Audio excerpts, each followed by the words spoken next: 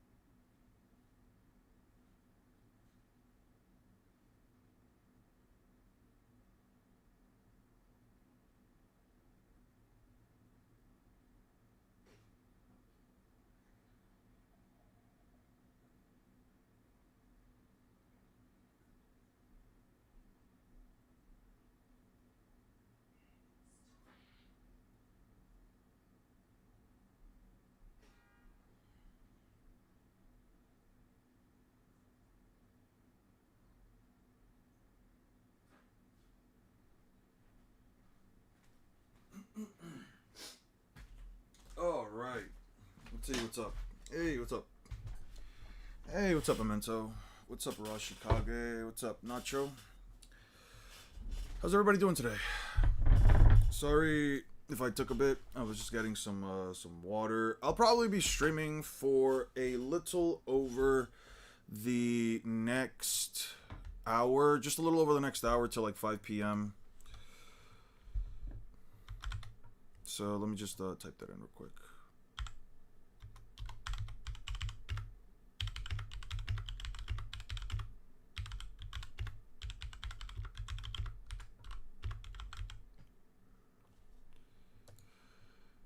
Hey, what's up, Mystery? Greens from Poland? That's awesome.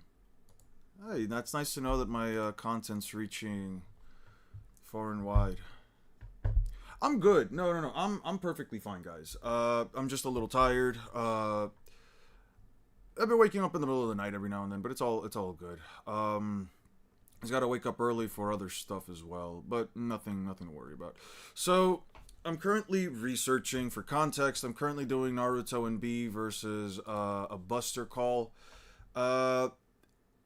Funny thing, I've noticed that the Buster Call, for as crazy as it might sound, since it can like wipe out islands, isn't exactly like as intense of a situation as I initially predicted.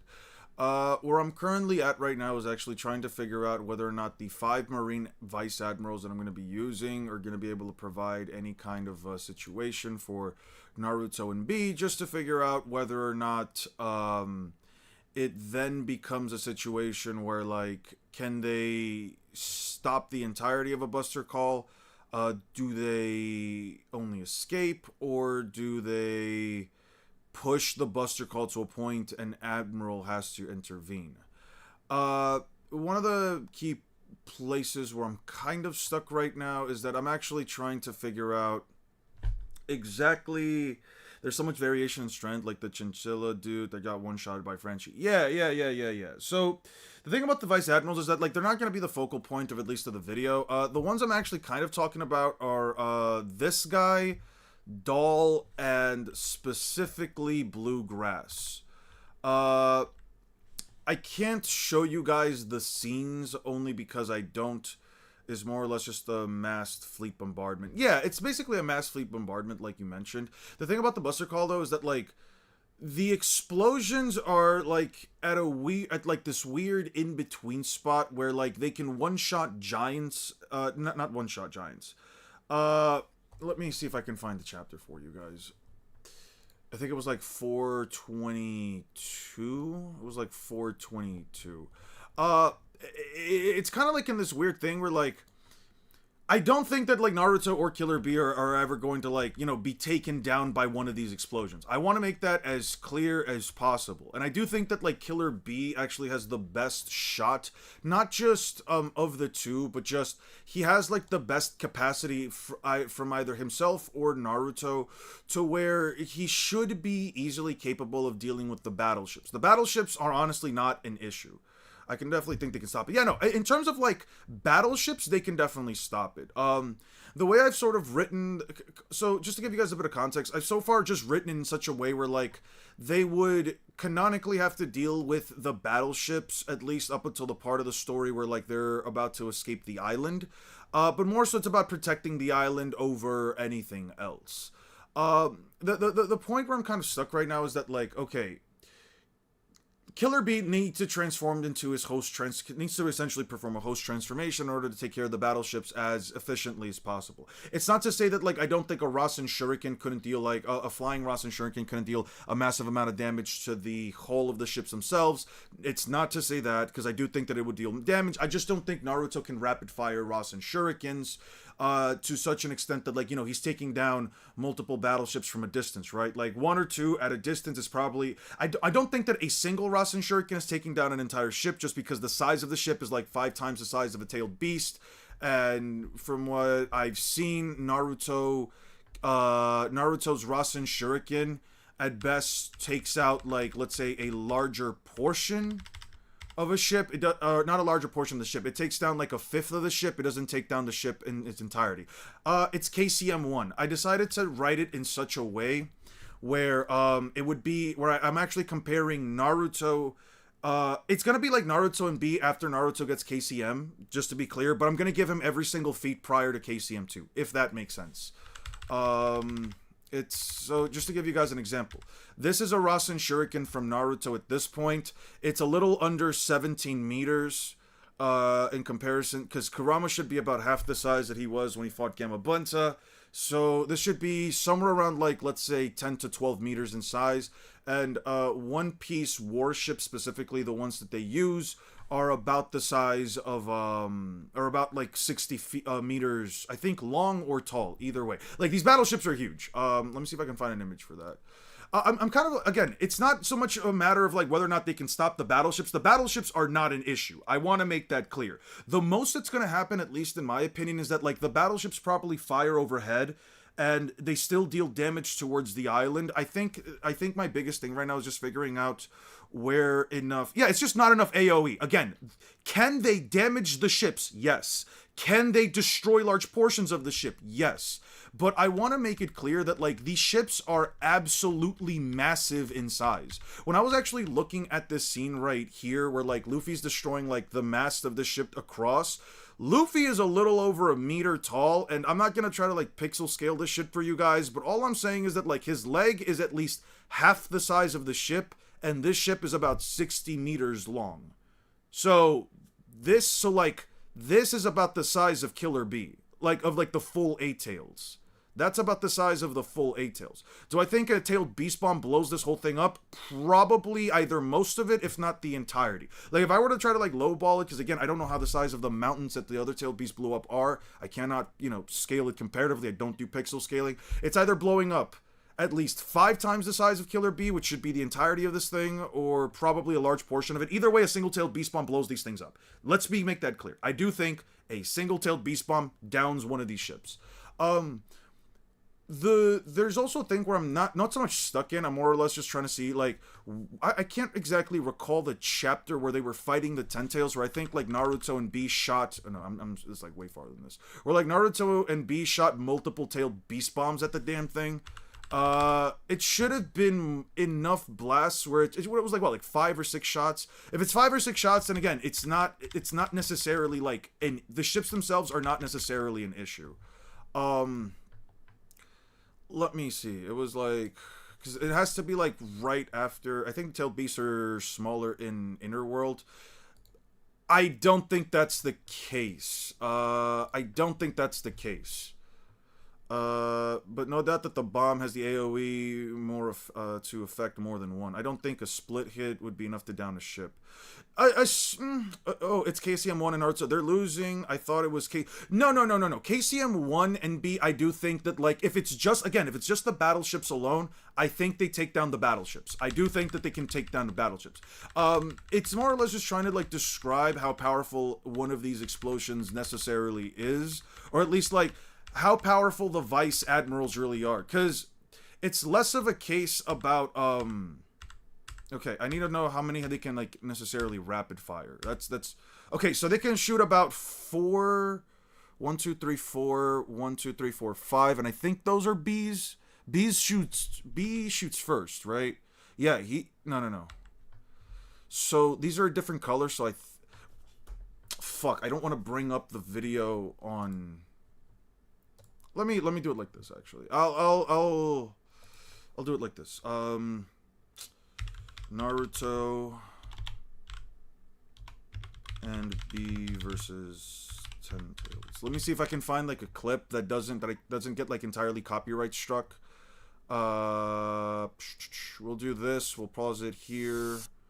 We'll remove sound, and we'll like double playback speed.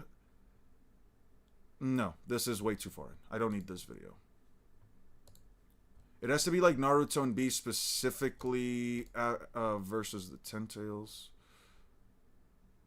Okay, this is when all the shinobi show up. I just need to get the moment where they shot their tailed beast bombs. I just need to have a decent idea as to how many they can shoot at once, just to know if, like, on average, mountains are 100 meters in size. Okay, so if a mountain is like 100 meters in size, then yeah, no, they should have the capacity to, like, blow up the ships. That's completely fine.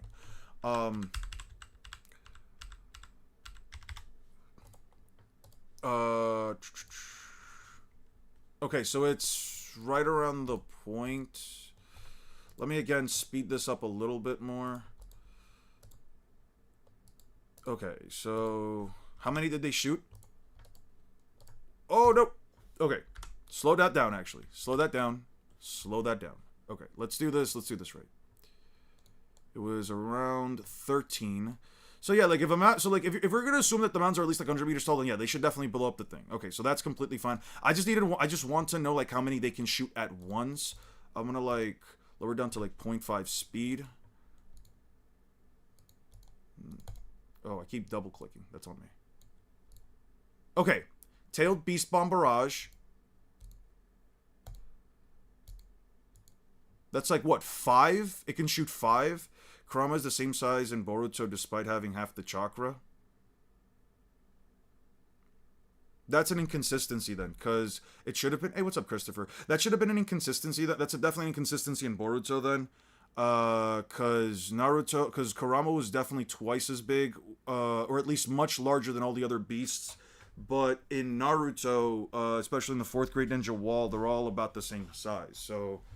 either, as far as the Sekaites, that doesn't apply to the smallest or largest marine ships, because the largest ones dwarf the Sunny, which is a cannon size of like 56 meters.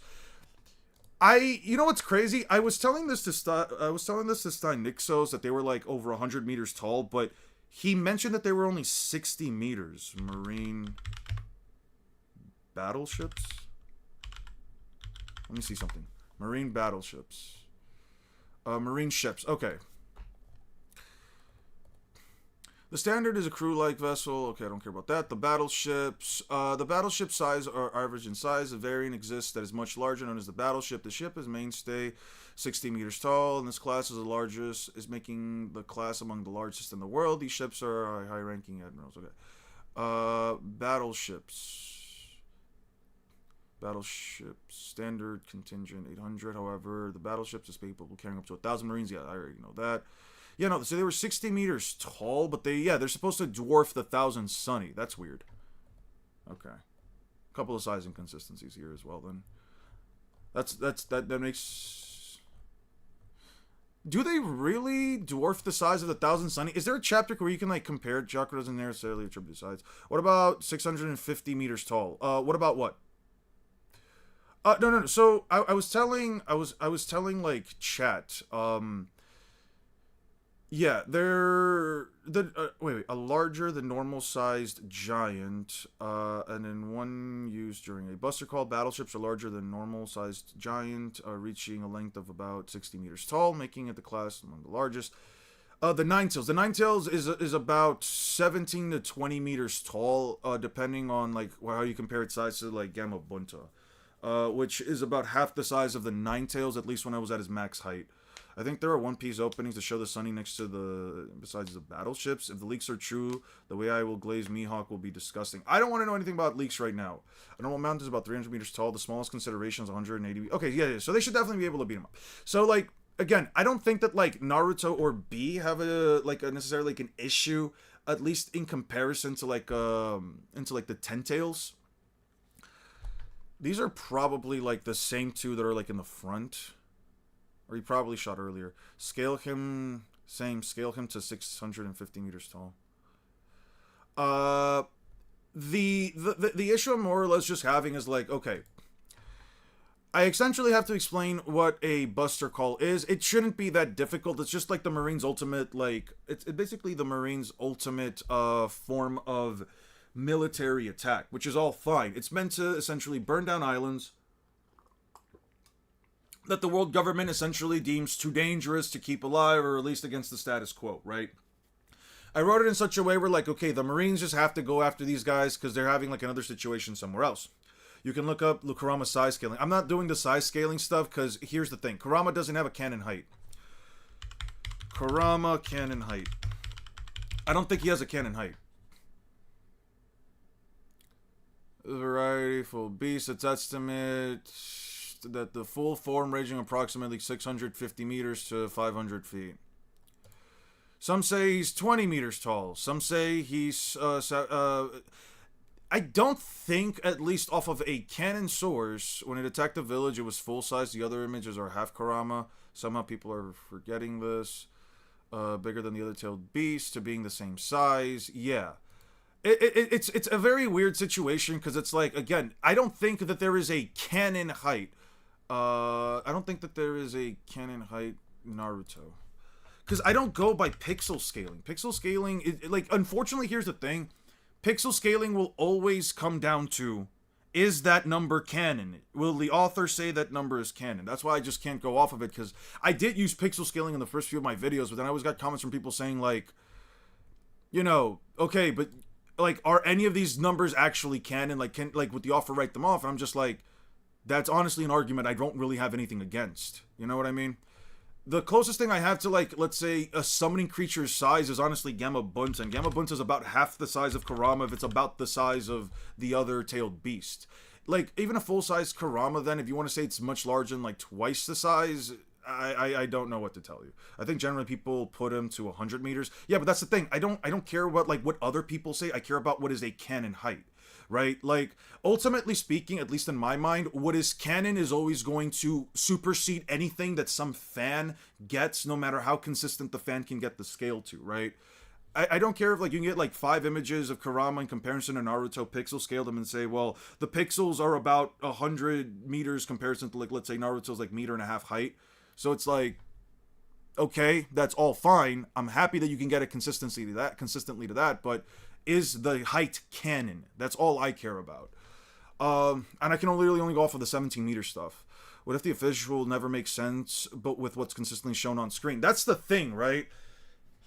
What's consistently shown on screen is supposed to be an adaptation of what Kishimoto writes on, what Kishimoto, like, draws on the panel. But the thing about the thing about an author drawing on panel is that, like, an author can give you a canon height for a character, but are they always drawing that character to scale with everything around them, right? Like, if Kishimoto draws Naruto to be, like, a pixel compared to, like, whatever it is, does he actually intend for Naruto's height to be taken into consideration when scaling the entire range of this thing, right? So, like, because if that were the case, then it's like, is an author constantly drawing everything so that, like, it is keeping up with, like, let's say, a metric height towards, like, what they have in mind, right? Like, if Kurama is really, like, 100 meters tall, every time that he writes, if Kurama is meant to be, like, 100 meters tall, then every single time that Naruto is displayed next to Kurama, he should be, and let's say Naruto's only a meter tall, he should be, to scale consistently,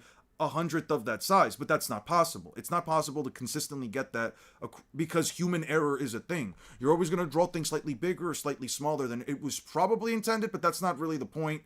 But that's not really, like, what an author necessarily cares about, because it's still within, like, the range of what they want, right? In this case, what I'm trying to get at is that, like,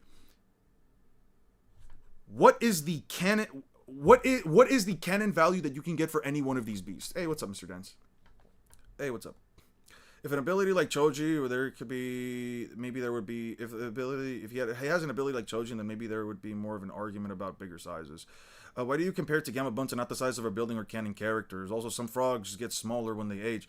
That might be fair, but at the end of the day, Gamabunta is the only thing that I have to actually give you a size of. Because again, what is the height of the buildings? What is the height of the buildings? Again,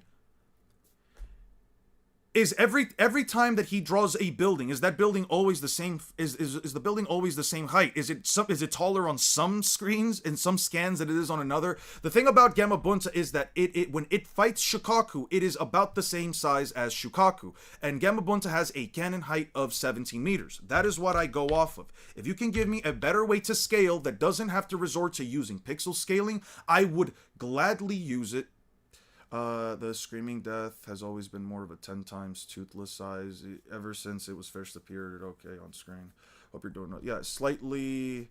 You're not gonna mess by 5 times multiples. Yeah. Wait, what do you mean? Okay, technically a toad.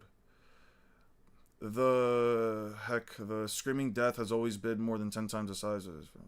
Okay, I get that. The best height you will ever get is the Konoha building. The plane is flying over the village panel. Okay, but what is the height of that building? What is the canon height of that building? Rock's blitzes Madara and one-shots him. I'm not doing like other fights right now. For example, the Screaming Death from the How to Train Your Dragon is officially labeled to be 15 meters long, but that would make it less than twice the size of Toothless. The Screaming Death has always been more than 10 times Toothless size ever since it appeared on screen. Screaming Death? Which is the Screaming Death?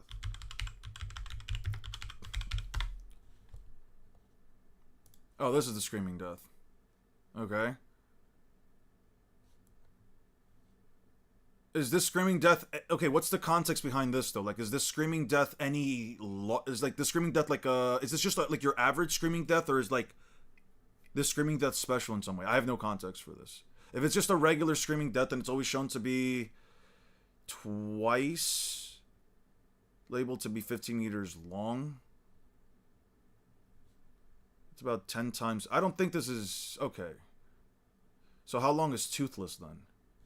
How long is Toothless? Man, I don't know. I'm not trying to do fucking How to Train Your Dragon. I'm just trying to go by what is a canon fucking statement compared to what is. When did the Screaming Death... Oh, okay. Screaming Death height. Let me actually ask you this first. Screaming Death length. Screaming Death length. Canon length. I'm an adult. What the fuck? Okay. Size, gigantic, 50 feet, 15 meters. Continue. Death lights, man.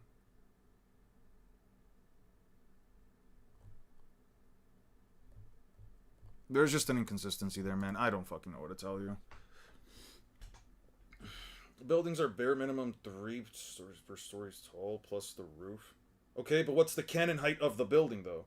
It doesn't help me to know that they're only like 3 meters tall. I need to know what the height of the building is, even in comparison to something like Gamabunta. Because in one of these cases, Gamabunta is about the size of one of these buildings. I don't know, man. I'm going with whatever the fucking number... Whatever the canon number is. I'm not about to fucking do pixel scaling, because that shit just goes against my own fucking scaling metrics. Does height really matter? At the end, the battleships are but in addition to the admirals, maybe Emu. The thing about the battleships is that I'm just trying to give a size of scale in comparison to, like, what exactly is happening, right?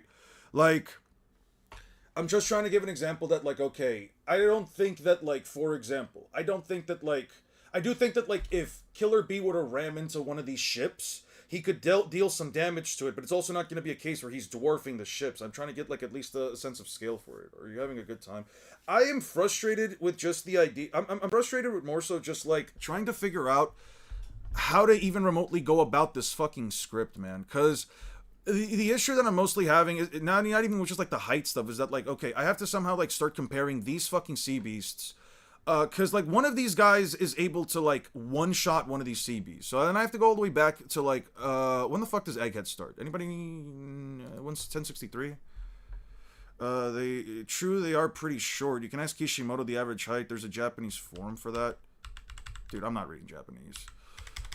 Okay, this is way... I need to go to, like, what, 1060, 1059? I'm trying to do this in a way that I don't feel like I'm... I'll put it like this, guys. I'm just trying to do this in a way that doesn't feel like it's...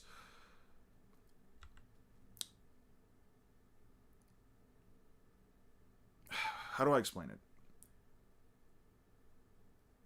I guess the way that like it's going in my mind right now is that like this is starting to become a more complex topic of discussion than I'd initially think.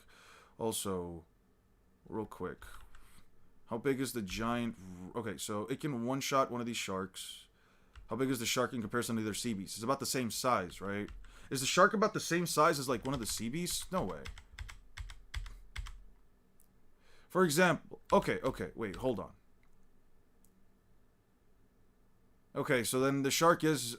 Okay, so then... This is an example, by the way, this is an example of what I'm talking about where, like, the robot seems a lot bigger in comparison to, like, the shark on one panel, but then the shark is clearly bigger than the robot on another panel. That's kind of what I'm talking about when I mean, like, there is an aspect of, like, human error where, like, things are not... Okay, these things are fucking insanely big. Have you seen the latest? By the way, are you at least take some time for yourself? I'm trying to take some time for myself, but I also am trying to get some content out because next month, I do want to get a video out before the 11th, so that way I can generate some money for next month, man. YouTube is essentially like the closest thing to a full-time job that I do have, so I am trying to like make it work. But I'm just kind of stuck on content, and the idea of, like, Naruto and B versus a Buster Call is really interesting to me. I do think they actually get extremely far. It's mostly just that, like, it's a lot more research than I thought it'd be, and it kind of feels a little overwhelming because I am basically missing a large portion of, like, my database. Everything that I had prior to this, like, I'll give you an example, Water 7 and NES Lobby, this is all I have right now. Some stuff on Ohara, the Straw Hats showing up to like, the Straw Hats showing up for a moment. Like I don't have anything, so it's not just a matter of like trying to find all the information necessary for the Buster Call or these guys. I'm also having to like download all these images again. Is Diddy scaling coming? Not necessarily, man. How much did I miss? The Sea Beast weapons are as big as a Sea King, and those are massive. Yeah, like. I'm gonna be honest, these things are fucking... So here's why I also want to make it clear that I kind of have to give you, like, again, where, like, the size scaling kind of does become a fucking apparent issue, at least for me. Okay. Shukaku is about the same size as all the other tailed beasts. Shukaku is about the same size as all the other tailed beasts. Gamabunta is about the same size as Shukaku. Even if I give him, like, 2 or 3 extra meters, which, again, is fine, I don't care, that would still make him, like, let's say, like, what, Gyuki, 20 meters tall, right? These things are the sizes of fucking sea beasts. The fucking Straw Hat ship is 56 meters tall. So I just want to give you guys a size perspective. This is about, let's just say Gyuki is about, let's just round this up to 60 meters, and Gyuki's about a third of this. He's literally being cupped inside the hand of this thing right here. And again, the reason why this is important... is because one of these fucking vice admirals quite literally one-shots one of these things. He one-shots one of these things, right? So again, the ships aren't the issue. It's the fact that he one-shot one of these and she puts down one of a Pacifista Mark III in a combination of like 2 kicks. 1 kick in the anime, in the manga, 2 kicks in the anime because she does slam it down. It's not just a kick to the face. What, when she was on the Pacifista or when she was on Pacifists or Sea Beast? No, I'm talking about Doll. Like, I'm not going to talk about all the Vice Admirals, because honestly, a lot of them don't really do jack shit. It also becomes a conversation about, like, this little fucking runt. Let me show you guys real quick. I'll just show you guys real quick. Like, this is honestly a conversation that, like, as far as I'm thinking about it thoroughly and as a whole, she's also just a fucking problem. And I mean, like, a problem in terms of how her devil fruit might work. Yeah. Does anyone in One Piece have lightspeed travel speed, or anyone in the big three? One Piece definitely, but it's like not long term. If you want to talk about like long term travel speed, you could just say Kizaru. If you're talking about like short term travel speed, there's like a fuck ton of characters. Okay. Yes, they have. If you're talking about long term travel speed or short term travel speed, yes. If you're talking about like Bleach and Naruto has short-term light speed travel speed. So does a couple of other characters. Okay. Yeah. That's Granny that created the size and consistency issue in 1108. What's the size and consistency issue in 1108? Let me just check that out.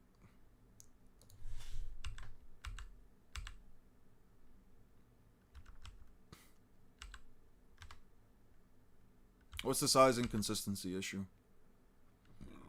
Excuse me. Oh! Yeah.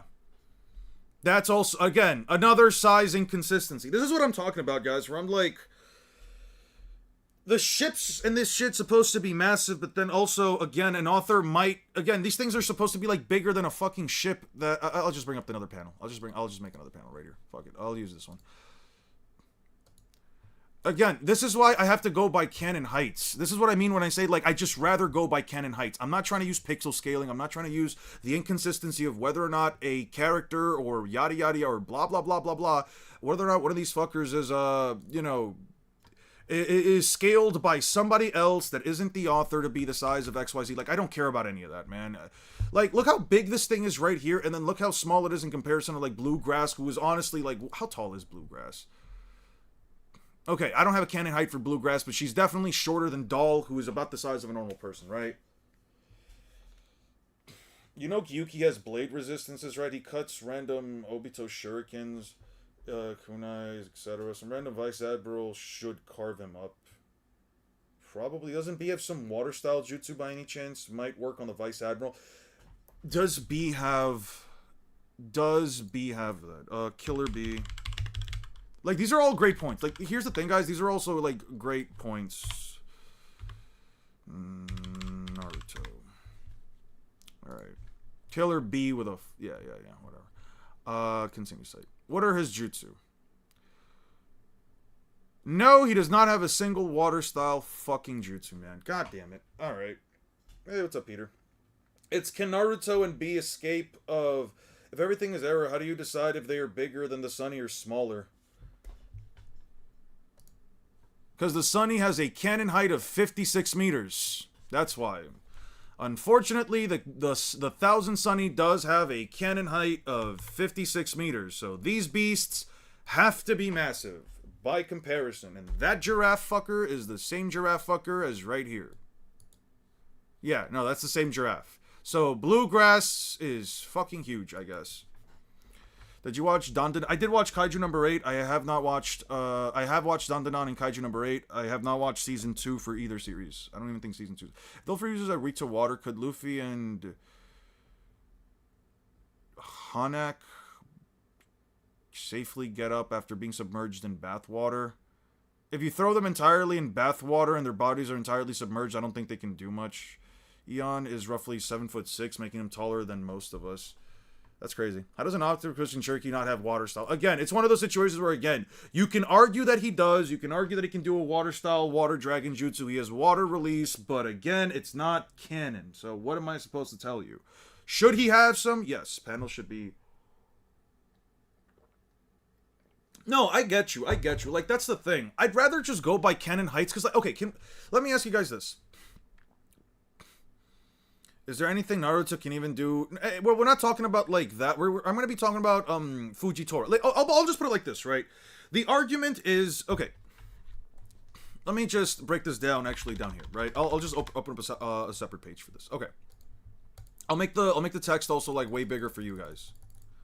Yeah, okay, this is great. So... I'm just going to break it down for you guys in a couple of different ways. Can Naruto and Killer B and B destroy Navy warships? Canonically, Navy warships, canonically, 60 meters tall. Or long. Long/tall. I don't fucking long. Okay. Can they destroy these Navy warships? Yes. 100%. Yes, I completely agree. A Tangle-tailed Beast Bomb, a Rasen Shuriken should deal massive damage to the hull. A Tailed Beast Bomb should blow these things up in one shot. Can a Lariat probably deal massive damage to these things? Sure, 100%. That is not an issue, right? Can be solo... Oh, what the fuck? What did I press? I don't know. What the fuck? How the fuck did I do this? Oh, okay, sorry. Can be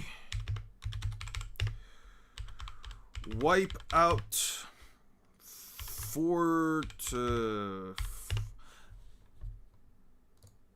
as long as they're not lined up. I'll write it in such a way where like it's also not. I'll write it. Can wipe out 4 to 5 ships with barrage. Yes. The problem is the real topic of conversation isn't just battleships. It's the vice admirals. Okay. The real topic of conversation isn't the battleships. Oh, use Comic Sans, please. I got you right now. Comic Sans. You happy? Okay. Thank you, by the way, for the $2, Omi. Do you think of watching 1,000 Year Blood War one day? I'm actually in, like, chapter 282 or 283 of Bleach. Where the fuck am I in Bleach right now, actually? Guys, I only have, like, 40 more minutes with you guys, because I do have to go cook. It's off topic, but do you think the Hokage Kakashi beats Sukuna? Kakashi without the Sharingan, without Kamui? He has Purple Lightning, right? Kakashi, I think he has like a... Again, I don't know. The only things I know of Kakashi at that point is the... I don't even know Kakashi's scaling, man. I'm gonna be honest. If Sukuna sends out a flying slash at... Okay, I'm gonna put it like this. If Sukuna sends out a flying slash that he cannot see at Kakashi, is Kakashi avoiding that? No. If he sends out a flying slash at Kakashi and Kakashi isn't just randomly prepping himself for any attack possible, he gets killed in one shot. If you think that Kakashi's durability is high enough to withstand a single slash to the fucking head, and he is preemptively amping himself at the start of the fight, sure, I think he can withstand slashes. I don't know how he... In hand-to-hand, he gets his entire body diced to pieces. But I'm not trying to do, guys, I'm not trying to do anything that is in this conversation. I'm like, stuck on this video idea right now. Vice Admirals need basic hockey and have Devil Fruit power, 6 powers, and swordsmanship. Well, apparently every single... According to a statement made by one of these guys, one of the Marine ships... One of the Marine doctors, my apologies. One of the Marine doctors, it was like, what, 594? He says that all Vice Admirals should have the capacity... The power is probably awakened because of the shock you suffered in battle. Normally, people aren't able to draw out that power through years of training. Hockey powers this.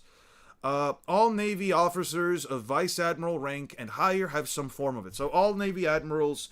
Vice Admirals and higher should basically be able to use hockey in some way, shape, or form. Literally fought who pressed Jigen. No, he did not press Jigen. He fought Jigen when he was in the weakest state he could have possibly have been. As a matter of fact, Jigen was in the most opportunistic, the most opportunistic situation that they probably had. There was no way he could have been any weaker for them to fight, and he still lost that fight. Sakura gets torn to fucking shreds by domain expansion, but that's neither here nor there. If Sukuna grabs her hand, he is literally slicing it to pieces. And before you say she can out-heal that, Strength of Out Hundreds healing has a limited healing that even if you think she can regrow an arm, Tsunade says she can, or at least Tsunade says that she can. She herself can. Even though whatever. I'm not getting into these conversations, man. You should go to chapter 1004 that stated Raizo scrolls can absorb anything in existence. Raizo. I'm not going to that stuff, guys. I'm talking specifically about this. I feel like you have to figure out why Oda fluctuates with the size. It's more so meant to be a representation of the threat and intimidation, something that can show in a moment, which is why it changes so often. That's fine. I'm willing to also talk about it I'm willing to talk about this specifically in the chapter when I bring up like sizes and stuff like that. Cannot survive a single punch. He cannot survive a single punch from Sakura unless her punch explodes his entire body. He can RCT through it. He can RCT his fucking soul, man. Listen, we're not having this discussion. Fuji at least can drop meteors to rough size of 60 meters since the one he was about to casually drop on the Sunny was bigger than the Sunny and yes, casually was eating. Can you give me the chapter number for that? I'm trying to like... Because I do have to like look up Fujitora stat shit. I have to look up Fujitora shit too, man. You said he tries to drop it on the 1000 Sunny. So, where would that be? 782? No, yeah, it has to be way farther than this, then. So we have to actually go back. Let's go back to 800.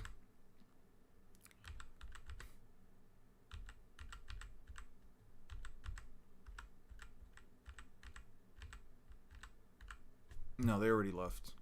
When did Fujitora drop a meteor on the 1000 Sunny?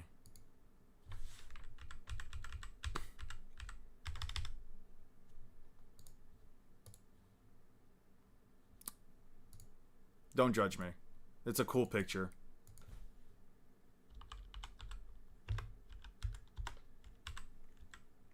Can be a Naruto even damage Fujitora since his durability? So I'm not trying to get into that. Listen. If I have to get to the point where like Fujitora has to like join the fight, it's innately over. The fight's just over. They're not beating a Buster Call with an Admiral. The main source of the video is going to be whether or not they can really just get through it with just the Vice Admirals.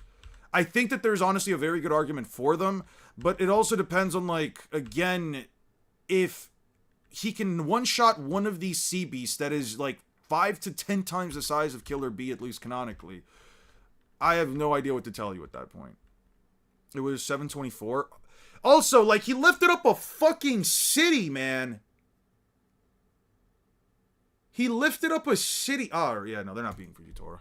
Yeah, they're not beating Fujitora. Like, the thing about it was just to say, like... Alright, one second. I wanted to find a video to talk about Fujitora, and it was, like, either... And the only other thing I could think of was, like... Do I do Fujitora versus Pain? But that's a worse fucking matchup than versus Katakuri. I probably have to do, like, Madara or some shit. Yeah, that probably wouldn't be a bad fight. Madara versus Fujitora probably wouldn't be a bad fight. I'll keep that one in mind for later. 798 P12. 798 P12. At one point, I would like to compare the Devapath to the Gravity Fruit. Well, the Devapath only has... The Devapath doesn't, like... It's weird because, like, it does use, like, some sense of gravity, but it's, like, attraction. It uses, like, you or the target as, like, the center of mass for the gravity, right? So, like, you turn something into the center of mass of gravity, which is, like, the Chibaku Tensei, and then gravity doesn't, like, repel things, which, again, is why I would say it's more, like, attractive and repelling forces. That's actually closer to, like, blue and red, rather than it being closer to, like, gravity powers in and of itself, if that makes sense. People think pain can cause more destruction than this. Yeah, I mean... It's kind of crazy. Edo Nagato. He has no win condition against Edo Nagato, so I can't put him... I would have to say a live Nagato with his, like... A live Nagato with, like, a similar, like, Edo-like body. Also... Remember when you were asking, like, is Fujitora durable enough? He tanked a... Just to give you guys context, he tanked a third gear punch from Luffy. Third gear punch from Luffy fixed Don Chinjiao's head... that could previously split a fucking continent. Then Don Chinjiao's fixed head clashed with his grandson's kick, and that was what made him say, if you can snap my head, then you can split the continent of ice. So there's a chain of scaling that says that this punch from Luffy is continental, or can at least also split the continent of ice. And Fujitora tanked it. I don't know, man. Or are you stuck on the topic? I'm just trying to figure out, like, what the vice admirals are capable of. Because like besides this shit, like what the fuck do the vice admirals really do? They don't really have a lot of feats, man. It's really just trying to figure out. It's really just trying to figure out. Okay, so it's really just trying to figure out. Okay, the vice admiral should at least have the speed to keep up with these two. That's fine. I want to use the ones from Egghead, not because of like all the crazy shit that they do, but because like their scaling is honestly like not the most consistent, but more so like the most implied out of anything of the other ones that I can talk about. Any one of the other like Marine Vice Admirals that I could talk about, like Momonga and stuff like that, they don't really show up in this arc, and they only really have, again, only one other thing, which is like taking down a sea beast in one hit. Right? It's weird because it's like their strength definitely does vary. You know, the Vice Admirals have only shown feats in Egghead. Other than that, you really have to rely... Exactly. I have to rely on, like, narrative scaling. Like, the only other thing I really have to rely on is, like, Momonga one-shotting, like, hitting a tired Luffy with his blade, slicing a tired Luffy with his blade, and one-shotting a fucking sea beast. You know what I mean? How you haven't proved that he's Moon... I don't... Okay, that... If it's not about this discussion, I'm not gonna look at it. Can you answer my question real quick? What was your question, Demi? I'm sorry, man. It seems like them not making it through seems pretty logical. A reason would have to just be the sheer number of ships and vice admirals. Right, like... I'm sorry, Demi. Okay. Can internal destruction even work in its opponent's durability scales way above the users? Like, for example, Luffy is moon level, Goku is star level. It depends on the type of character first and foremost. A character like Goku who, like... I'll put it like this. And the point of internal destruction is that it's supposed to bypass durability. Conventional durability is not supposed to work. The next question would be, is there an example in Dragon Ball, as a series, for example? Is there an example in Dragon Ball where a character like Goku or Vegeta, a Saiyan, for example, or a character that uses Ki, does Ki allow you to also enhance the strength of your internal organs? Does it allow you to... Do they gain the same level of durability as, like, let's say, the outside skin? Naruto, for example, is one of these series where, like, that's not the case. There is, at least as far as I know, and I've looked at Sage Mode, I've looked at Chakra, I've looked at... Well, Six Path Senjutsu doesn't really have anything to go off of. There is nothing that inherently implies, especially off of the statement from Kakashi that says you cannot train your internal organs, that they have no way of enhancing them. Naruto might be able to heal a busted lung, but that lung, no matter how tough he gets, is still as tough as any other lung. Right? There is no piece of evidence that suggests that, for example, Sage Mode, which does enhance durability by quite a bit, also enhances your internal organs. It's not stated anywhere, so I have nothing to go off of for me to agree with the claim, right? One of these cases, for example, so and again, guys, I'm trying to stay on topic. But that is a legitimately good question. What's an Otsutsuki's best feat? Okay, thoughts on my last comment about Fujitora? I'm sorry, Heikon. Let me see. Fujitora. Something to consider the Fujitora is that every time he drops a meteor, he drops it right on top of himself. Does he expect to just tank it? Can he? Yeah, so Fujitora is also a case where, like, he never fucking stops himself from, like, he never, like, seems stressed out about the very attack that he's willing to use, right? Whenever he's dropping a meteor, he's dropping it around the area where he's at, even if it's not, like, directly on top of himself. It's usually within, like, a distance of him where, like, yeah, the meteor would have some kind of, not fallout, but some kind of, like, destructive damage that it would probably reach him as well.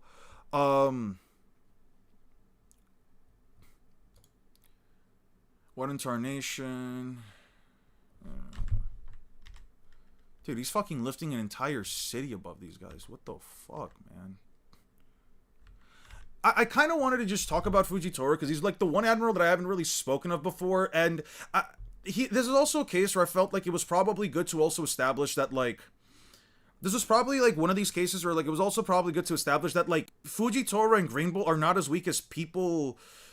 Where people think that, like, they're so much weaker than, like, the first three admirals. I haven't seen any, like, narrative implication as to why that would be the case, especially considering that, like, how is splitting a continent continental?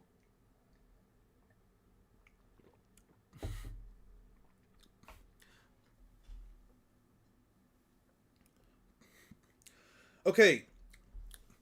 If I can split a continent, that means I have the attack potency to sever a body of land that it could be that is so large it could be considered a continent in half. That is why it would be continental, not only in its range, but in the output of damage that it would have to take to expand to that size. Now, when I say that vaporizing mountains is mountain level, I don't say it because it can't be higher than that. It could very much be higher than that. It is vaporizing those mountains. That is fine. However, I have nothing higher to go off of. Is it island level? Is it city level? Is city higher than mountain? I don't fucking know, man. I'm always confused between those two. Is it city, country, fucking it could be fucking planetary for all I care. I'm going off of the bare minimum amount of destructive capacity that is being used because, as I've described before in one of my other videos, not in my other videos, in my other streams, attack potency is not reliant on destructive capacity. An attack can destroy a wall, but it could have the potency to blast a planet.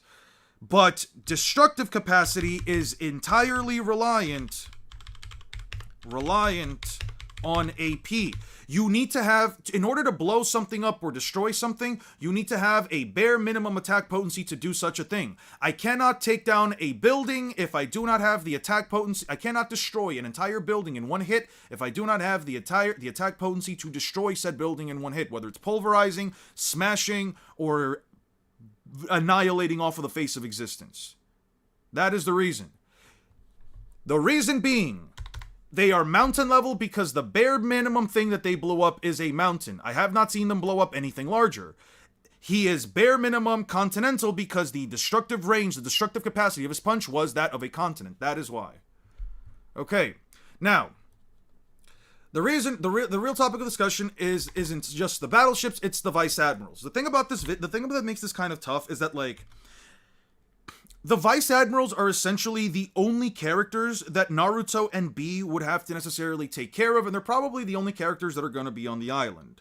In the case of a Buster Call, they actually tell the vice admirals, in case of a Buster Call, they tell the Marines, like this, the Marines have to evacuate the island in order to survive the aftermath, right? In order to survive the aftermath in that way so that they can fire it without prejudice, so to speak, right? Does shatter imply that it's able to destroy the whole thing? English is not. Well, a destruction feat can be greater depending on the type of destruction. I agree with that. No, I agree with that 100%. Atomizing something would yield much more damage than just pulverizing it, in the same way that pulverizing it would be much more damage than just splitting or, just breaking it, so to speak, right? Like, leaving a mountain, for example, in a lot of tinier pieces is more impressive than, like, punching through it and, like, it splitting up into three and, like, caving in of itself in three larger portions, right? I agree with that wholeheartedly. However, I don't use math or physics to figure out my scaling because ultimately, again, those numbers are all non-canon. Those numbers mean absolutely nothing to me unless the author says, yes, the attack potency that you scaled here for Tailed Beast Bomb, or the attack potency that you scaled here for Don Chenjiao splitting this continent. Unless they say, yes, those numbers are canon, I do not care. They mean absolutely nothing to me. So again, they could be greater than mountain level, but again, I always go off of bare minimums. I never go off of high scale. I never go off of high scale. That's the thing. I don't go off of high scale. I always go off of the bare minimum. When I say it is mountain level, I don't mean it as a bad thing. I mean it is mountain level, bare minimum. I have nothing to go off of for the high end. I have everything to go off of for the small end, and the small end is mountain level. That's all. I do not look at calcs. They mean nothing to me. They are non-canon. They are headcanon. That is why I'm not going to look at them. Please stop asking me. Okay, back to this point. So, In the case of a buster call, the Marines have to evacuate the island in order to survive the aftermath. That's actually the case when when they actually performed the buster call on Egghead. Kizaru actually even told the vice admirals to get the fuck out of the island. Right now, Turtle Island, again, I don't know how fucking big the thing is, but they can still blast the back of the island, or they can at least choose to continue to fire. Since when Bluegrass Doll and these other dudes ended up actually flying towards the island, and they ended up actually taking on some of the pacifista. I definitely need this fucking panel, man, actually. 1062 P4. 1062 P4. I hope 1062 P4.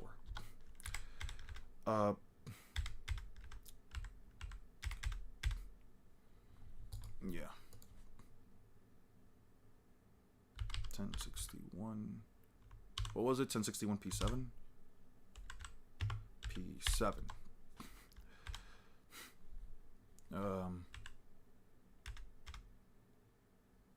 Yeah, no. These Hebes are fucking crazy in height, man. 1061 P2. Okay, so I should already have it.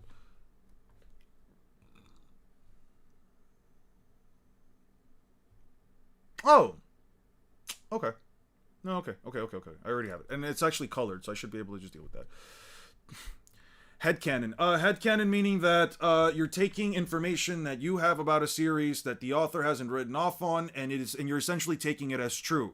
Headcanon would be like me saying Zoro's favorite fruit are grapes. That's headcanon. Unless it's stated by Oda, or unless there is or if there's like a thing that says Zoro's favorite fruit is actually this. Me saying that Zoro's favorite fruit are grapes is headcanon. It has nothing to do with the story. It is made up information.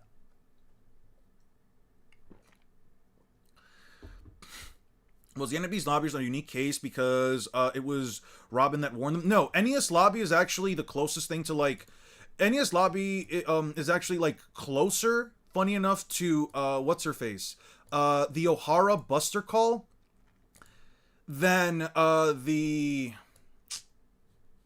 Alright, Marine ships. Oh, I think it was on this page, actually. Buster Call? Oh, yeah. So, they actually have it right here in the Wikia. Yeah, no, they have it over here in the Wikia where they actually go into, like, the number of Marine casualties. Like, the statistics for, like, the Buster Call are actually pretty well laid out, all things considered. I'd actually recommend for you guys what counter... okay. Yo, I love that way of scaling. You mentioned it at the beginning of all your scaling videos. Thank you, man. Thank you, Bob Steve. As Eon as a strong stands for the One Piece planet being massively larger than the Earth in size, thus the distance between islands is larger.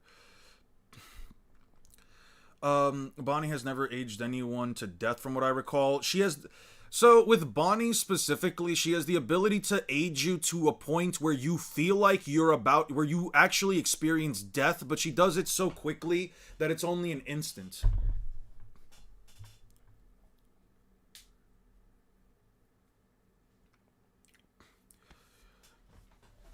Well, my assumptions for the One Piece world, and I've said this before as well, when I say that, I'll put it like this. My assumptions for the One Piece world, why the fuck am I talking about this, man? I don't give a fuck. I'll just say this. My assumptions for the One Piece world are also entirely, and I've said this before, and I completely agree, and I will completely say it. It is all based on the size of Alabasta, which is, again, it's also headcanon. The size of Alabasta has been consistently approximated to be the size of Australia. I have said this before, this size is headcanon, but the reason why they get it is because this river is 50 kilometers across, and then they just scale it from there.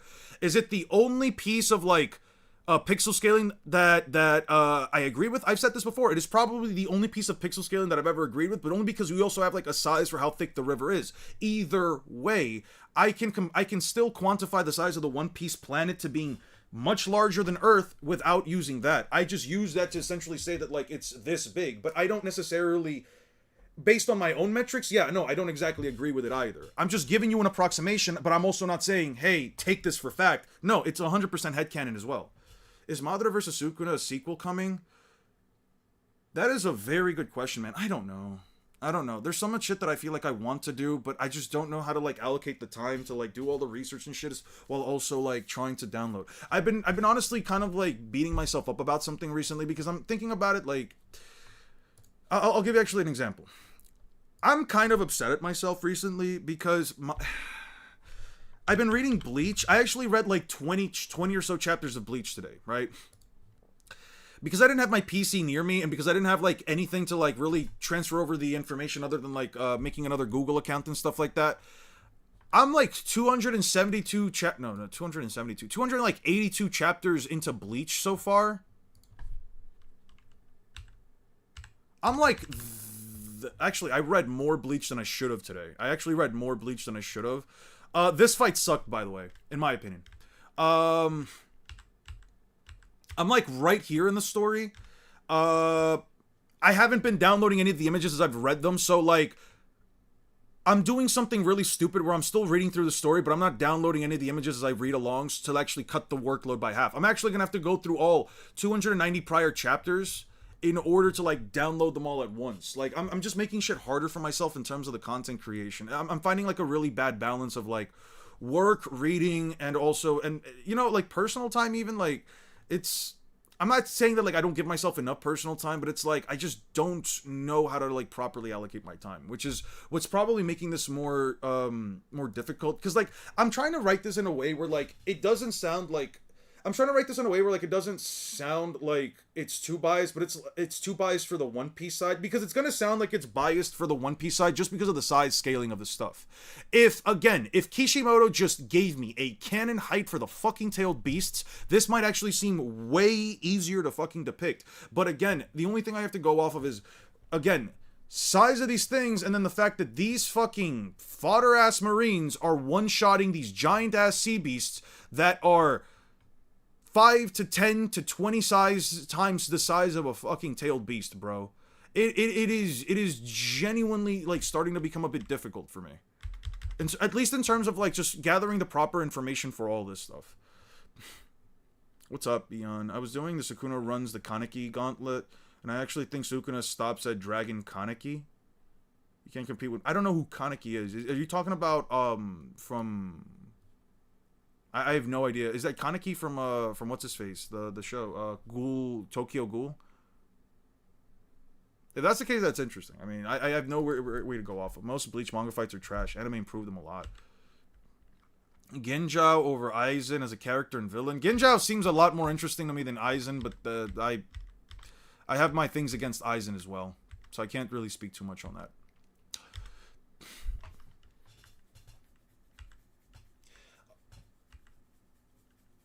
Oh man, this is rough. Yeah, Tokyo Ghoul main character. Yeah, I gathered from Kaneki. Can Marine fight B underwater? No. Actually, one of the things that I thought about was like if B does go underwater, he actually has a very good chance of escaping. But the thing is that like the premise, at least of the story so far, is that like I want them to actually have a reason to fight back, right? I want to actually give these guys a reason to like fight back and not just try to leave the island like how they did. I kind of and it's kind of difficult too. Where do you have Killer B and Casey and Naruto's speed at? I'm willing to give him Naruto and B. I'm willing to give him light speed. I'm willing to give him the light speed scaling from Naruto dodging A and B being able to keep up with like A and V2 and V1. I'm willing to give him like that. So Kishima rather than Ginjo. The reason why I would say like Ginjo is more interesting is because like he did develop that. He was originally a substitute Soul Reaper and he did develop that entire situation. Did I download this? I don't even remember, man.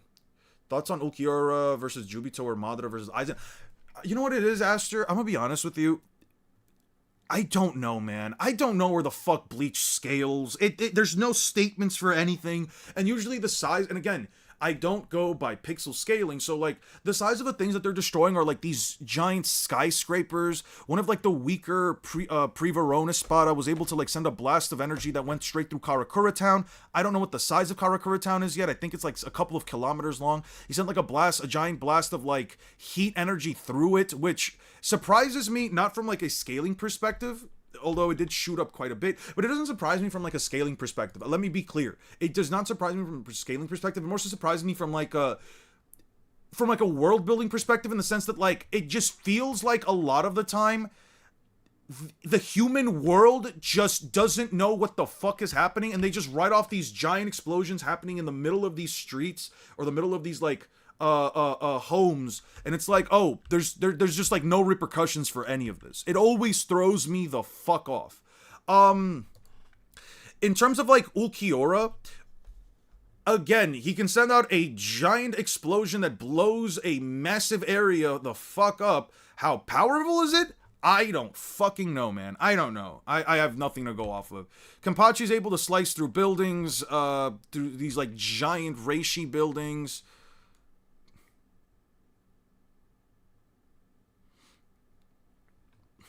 Kenpachi's like able to like to slice through like these giant buildings. Fucking again, like I can the best I can use is maybe like the size of scale of what they're doing. Obviously they would have more higher attack potency than what it is that they're destroying. Again, I completely agree with that sentiment, but it's like with Jubito, it just feels like, again, the size and scale of what Jubito can do is way higher than what like Ulquiorra seemingly can do. And also the speed scaling for Bleach is completely fucked, man. The speed scaling for Bleach is completely fucked in my opinion. I do think that like if this video is too much right now, maybe better to take a, but that's the thing, I don't have anything else to like go off of right now. I really don't have like a lot else to like go off of in terms of like other video ideas. I don't really know. People don't want to like hear what was the other video idea that I had? It was Toji. Was it about Toji? Oh man, I don't even fucking remember, dude. Posts. Oh, Okotsu Yuta versus Maharaga. That video, spiritual light speed, yeah. How many feats does anyone's faster than Luffy? And none of them can compete with Jirenegg. It's said to be the size of a couple 100 miles in diameter. I don't know if I've seen that statement yet as I've been reading through it. Either way, I'm gonna have to go through like the entirety of like the early parts of Las Noches yet. Speed scaling is pretty straightforward. What do you have a problem with? It's like the early Negacion stuff, because the light of Negacion is stated to be fucking light, but then you have fucking, Genji, Shinji, fucko, McGee that looks like a goddamn snake, shooting out his Bankai and saying that it's it travels at like Mach 500 or some shit, man. I don't know. Like, with Bleach, if you say that Bleach characters, you'll get that burned at a stake. Bleach power scaling fanbase 100 times than the Naruto power scaling from what I've seen. I don't care. See, that's the thing, though. I don't really care about anyone disagreeing with me. Power scaling is all about interpretation. People can 100% disagree with all my takes, and if I have a take that I eventually feel like is bad, I will call out that take. I'll say there are a lot of things about my previous videos that I just do not agree with. Like, there's a good bit of the scaling, especially from like the early stuff that I said, that I'm like, I might have downplayed quite a bit more than I probably should have, or I might have upscaled quite a bit more than I probably should have. Like, I'm fine with calling out or like changing my opinion as time goes along. I feel like as a power scaler, things aren't always definitive. When I say something like Zoro versus Kid, and I say that like Kid would curb stomp Zoro, especially in Wano, I mean that genuinely, because yeah, that's the scaling. But if Zoro ends up getting to a point where he's stronger than Kid, I'm willing to say, yeah, no, that's for this point in time in the story. This is a different point in time now. I think Zoro would probably win, so on and so forth, right?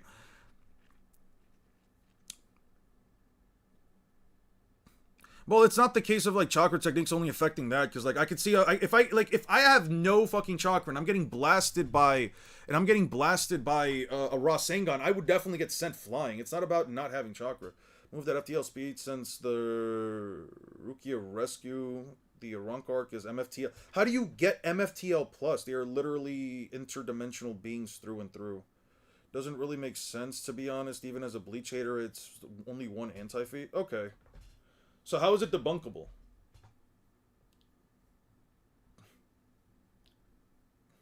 How is it debunkable?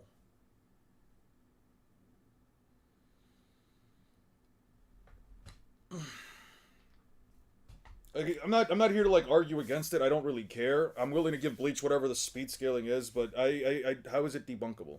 That's really just it. The other thing about Bleach is that like the scaling seems to just go up in terms of like 5s to 10s. Yeah, even if hypothetically Naruto characters are as fast, I feel like I should really make it clear that the difference for Future Sight, the difference between using Future Sight and using fuck, I'm getting I already got off topic, whatever. The difference between using Future Sight and using regular observation hockey is massive. Like no, like legitimately massive. I'll just give you a quick answer right here. Luffy can't dodge Katakuri. He can't avoid his punches. He can't even blitz Katakuri, who is using Future Sight when he's using Gear 4. Gear 4 is a 30 times amp to his stats, and he's using Observation Haki, which means he should also have precognition when he's fighting Katakuri. Katakuri is too fast. Here is base Luffy dodging Katakuri's punches better through Future Sight than with a 30 times amp. So if you equalize speeds, Future Sight still makes up for a 30 times difference, bare minimum. Like, it unironically still deals for a 30 times difference, bare minimum. You have the thing that they beat up Pacifistas pretty easily, but the neck guy was one shot by Frankie. Yeah, but that's the thing though. Frankie is no fuck like saying that oh well the neck guy was one shot by Frankie even though he one shot one of these sea beasts. It's like that's not an anti-feat. Frankie is fucking strong, man. He I'll actually give you like a feat right now for Frankie. He blitzed. He technically blitzes Saturn's own attack. Actually, no, this should be, like, way farther back. This should be, like, what, 10... When does Luffy... Oh, no. Again. Farther back. 91? Yeah, Gear 5, Gear 5, Gear 5, blah, blah, blah, blah, blah. You know, nobody cares. When does Luffy time out? Okay.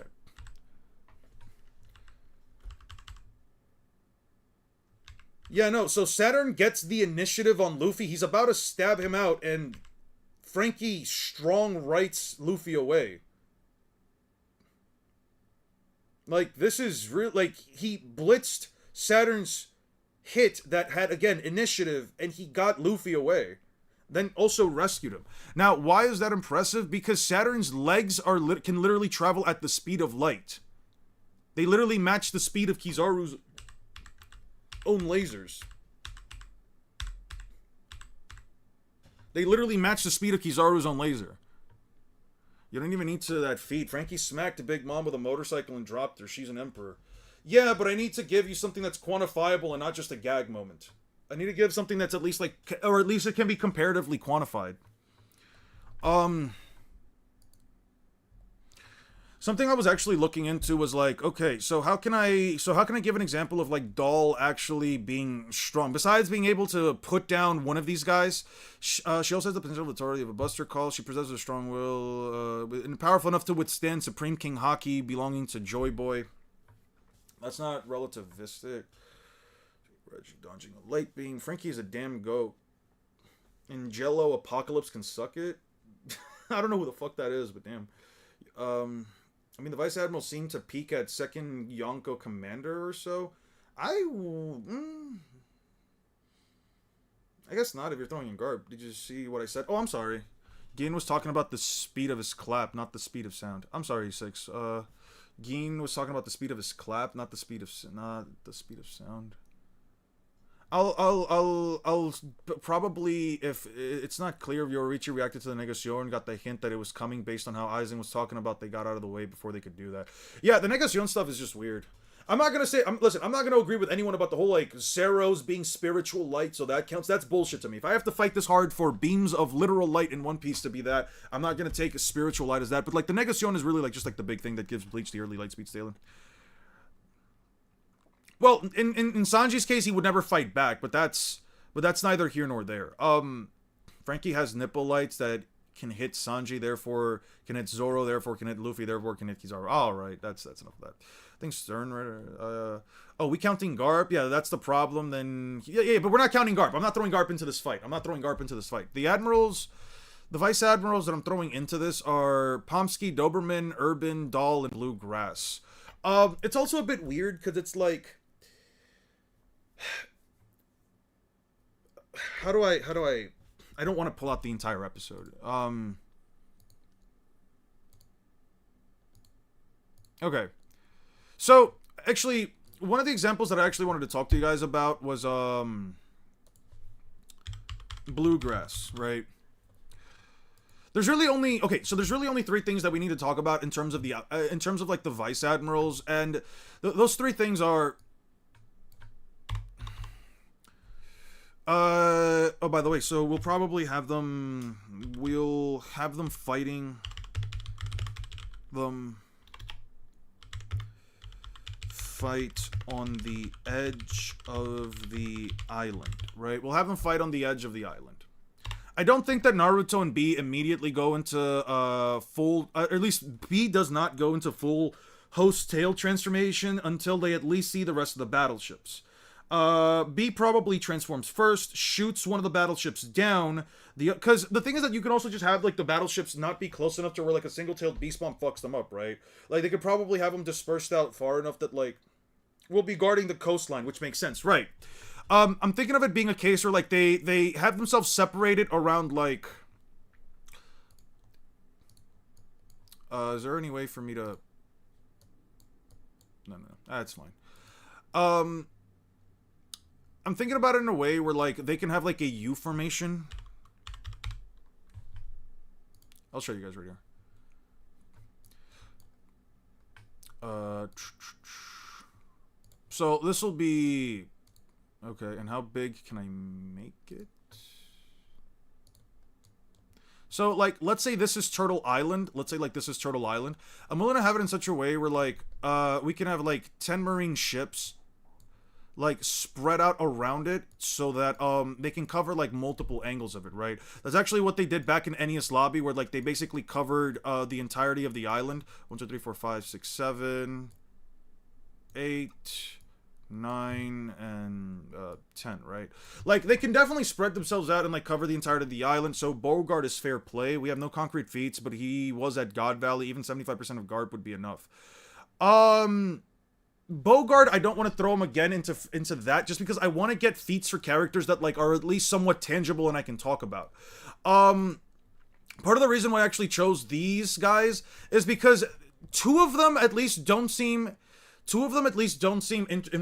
interesting enough. Two of them don't seem interesting enough to where like I don't have to really make a big case for them. I can honestly say that like they would probably get taken out early by where they probably just get taken out by like Naruto or B early on if they're like the first to jump in. I can't speak for Bogart a lot. I'm trying to just speak for like the guys that I can somewhat quantify. And the biggest three are just Neck Dude, Bluegrass, and Dull. So one of the things that I feel like should be first and foremost considered is that like a pacifista is no fucking joke, man. Chinzilla is going to get wiped out? Bogart was Garp. Yeah, he was Garp's right-hand man. Yeah, we're doing the Buster Call, but that's the thing. If Naruto and Killer Bee, I'll just paint them in this color. If Naruto and Killer Bee are at the edge of the island, I'm sure that Killer Bee can fire down multiple things, taking down 4 battleships, right? They could still probably have a formation where like they send out multiple explosions all around throughout the island. Like the island is not gonna walk out of this unscathed. That's the thing. Turtle Island is not something that like, or at least this isn't a case where like Naruto and Killer Bee can stop the bombardment of like 6 other ships, all at the same time, just trying to fight through the inside of the island. I think that what would probably happen here is that like the 5 vice admirals actually jump at Naruto and Killer Bee from like the premises of the island, since they can all use the 6 power, specifically Geppo, to get to onto them. So like this area right here would actually be one where like they would be fighting. Gear 2 is an addition power to, not a multiplier. It gets contradicted later on. No, it's literally stated to be a multiplier that is 10 times. Just because it's French does not mean... Are pacifistas involved? No pacifistas. No pacifistas. Just warships, vice admirals for now. Just warships and vice admirals. I was stuck on the Buster Call part. Pacifistas would really be slaughtered. No. The Buster Call is important for this because it essentially also allows the Marines to essentially have 1,000 troops to fight with. I'm willing to give like Naruto and B like backup with some shinobi, especially like the guys, but I don't know if I really want to because like most of those guys are kind of trash. Luffy could break through bedrock, think it was an Alabasta. Also, I know that I brought this up before. I'm not sure if some of you were in my last stream, but I brought this up before. Oh, oh, me being dumb. It's in episode 1135. Episode like 1135. This is also a thing just for earlier. With Luffy. There's also specifically like a thing earlier with Luffy. Just to give you guys also some like context for like how strong Luffy actually is. Okay, it's around here. And I'll do it like at ×2 speed. Okay, so you guys see this giant like rock that Luffy's walking up to? You guys see this real quick? You guys see how big this is? So, again, this is at 2 times speed, so Luffy's not moving this fast, literally, okay? I don't think even Naruto can get past Kuma. Well, we're not talking about pacifistas in this case, because I don't think it would be fair for me to throw them in, so I don't really want to talk about. I do have to talk about pacifistas in this sense. Guys, before I press play, by the way, again, before I press play, this is a pre-time skip Luffy a year before he set sail. This is Luffy 1 year before he set sail. He shattered a rock that big with a fucking kick a year before he walks away.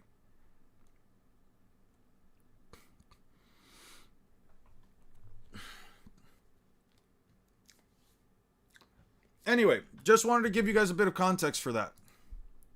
Why the fuck did I close it? I actually need that episode for some speed. I actually do need that episode. Dumb me. Yeah, there we go. Let me, buggy upscale? Probably, actually. Which Vice Admirals are you thinking about using? Because I personally think Smoker... Oh, no. No Logia users. Fuck no, I'm not throwing Smoker in here.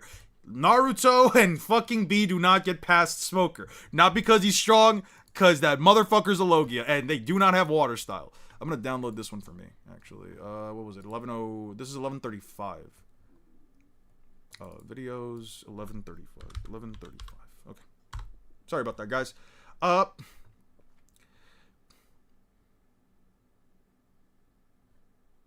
Make it spicy and add Marine for Vice Admirals. The thing about the Marine for Vice Admirals is that they don't have anything, man. They don't really do jack shit.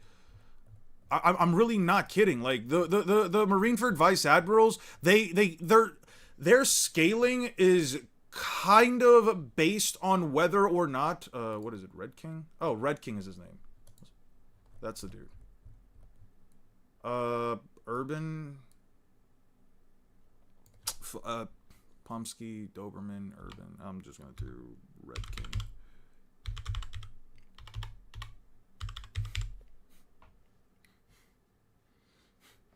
Okay. Anyway, alright, it's time for me to head out, but water style wouldn't even work. It has to be specifically seawater and enough to cover them. It depends on water. It depends on what water style we're talking about. It doesn't have to be seawater. It actually, all bodies of water, Oda considers the ocean, the sea. Doll slimed a giant. That is true. She did. Let me get the... Thank you for the chapter, by the way. Thank you so much for the chapter. Because Kaido is faster. Kaido is consistently holding back, and Luffy has integrated it. You can also get the Naruto planet to be bigger than Earth. How would you do that? I'm curious. How would you do that?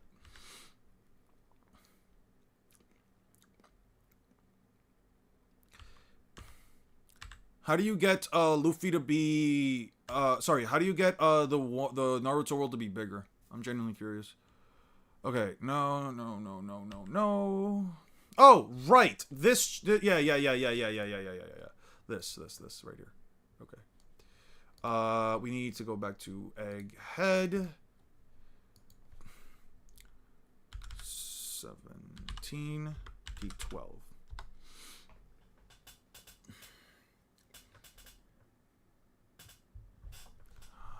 Well, it doesn't matter if you can get like the one. Again, the sizes of the planets at this point, I don't really think matter per se. It doesn't. Yeah. Damn, I'm a little over where I should be. Naruto doesn't have a good way to scale its world because we learn so little. Yeah, that's kind of the thing with it, though. Okay, so the first thing I gotta ask you guys is this. Do you guys believe... We'll have to find it on the edge of the island. The issue more so here is if... And by the way, for those of you that are still paying attention, let's just highlight this one to be bluegrass, right? Let's just highlight this one to be bluegrass. If bluegrass gets on top of a transformed Killer Bee, a transformed Gyuki, Killer Bee, what do you guys think happens? Bluegrass has the ride fruit. She has the Nori Nori no Mi that allows her to overtake and control anything she rides on. With this power, she can override the established command hierarchy of a Pacifista Mark III unit by riding on its back. That happens in chapter 1094. Let's go to chapter 1094. What does she specifically say? I can control any individual regardless of anything else as a driver with the ride fruit. I can take a ride on anything and anyone. Okay. Just to be clear, let me do one more thing. One Piece TCB. That was what, 10 TCB. Let me just save this just in case I do not have it. 1094 P12. Oh, P8. 1094 P8. Yeah, 1094 P8. She's a mounter, basically. Okay. So I just want to make sure that I have at least multiple translations for this, because she does say regardless of anything else, so I feel like it might be worth it to at least check it out.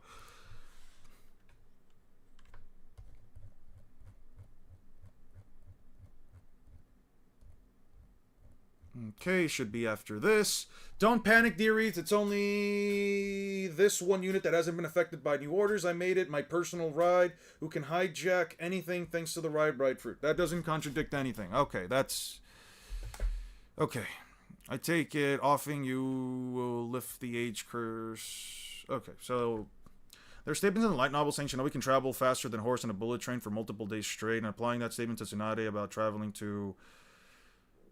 Oh, is it the whole, like, traveling to the hidden sand village and them taking different points of a continent? Yeah, but Shinobi don't travel at those speeds consistently for multiple days on end. I've seen this argument before, man. They don't travel for these... They don't travel for days and days and days and days at their top speed on end. That's also not the case. You found a way to get the Black Clover planet large. All these fucking planets are larger than the fucking Earth, man. Alright, that's all fine. Anyway, so here's the thing about Bluegrass. If I go by this statement right here, where she says, I can control an individual regardless of anything else, it kind of creates an issue. Yeah, Naruto with no chakra dodges a photon beam in the novels. That's also a Naruto post getting 6 path powers.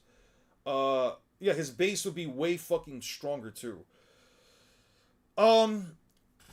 There's a big argument that I've seen people bring up and that I've asked myself, where it's, can Killer Bee, if she mounts on his back, as an example, if she mounts on Killer Bee's back, he does his host transformation, what the fuck happens then, right?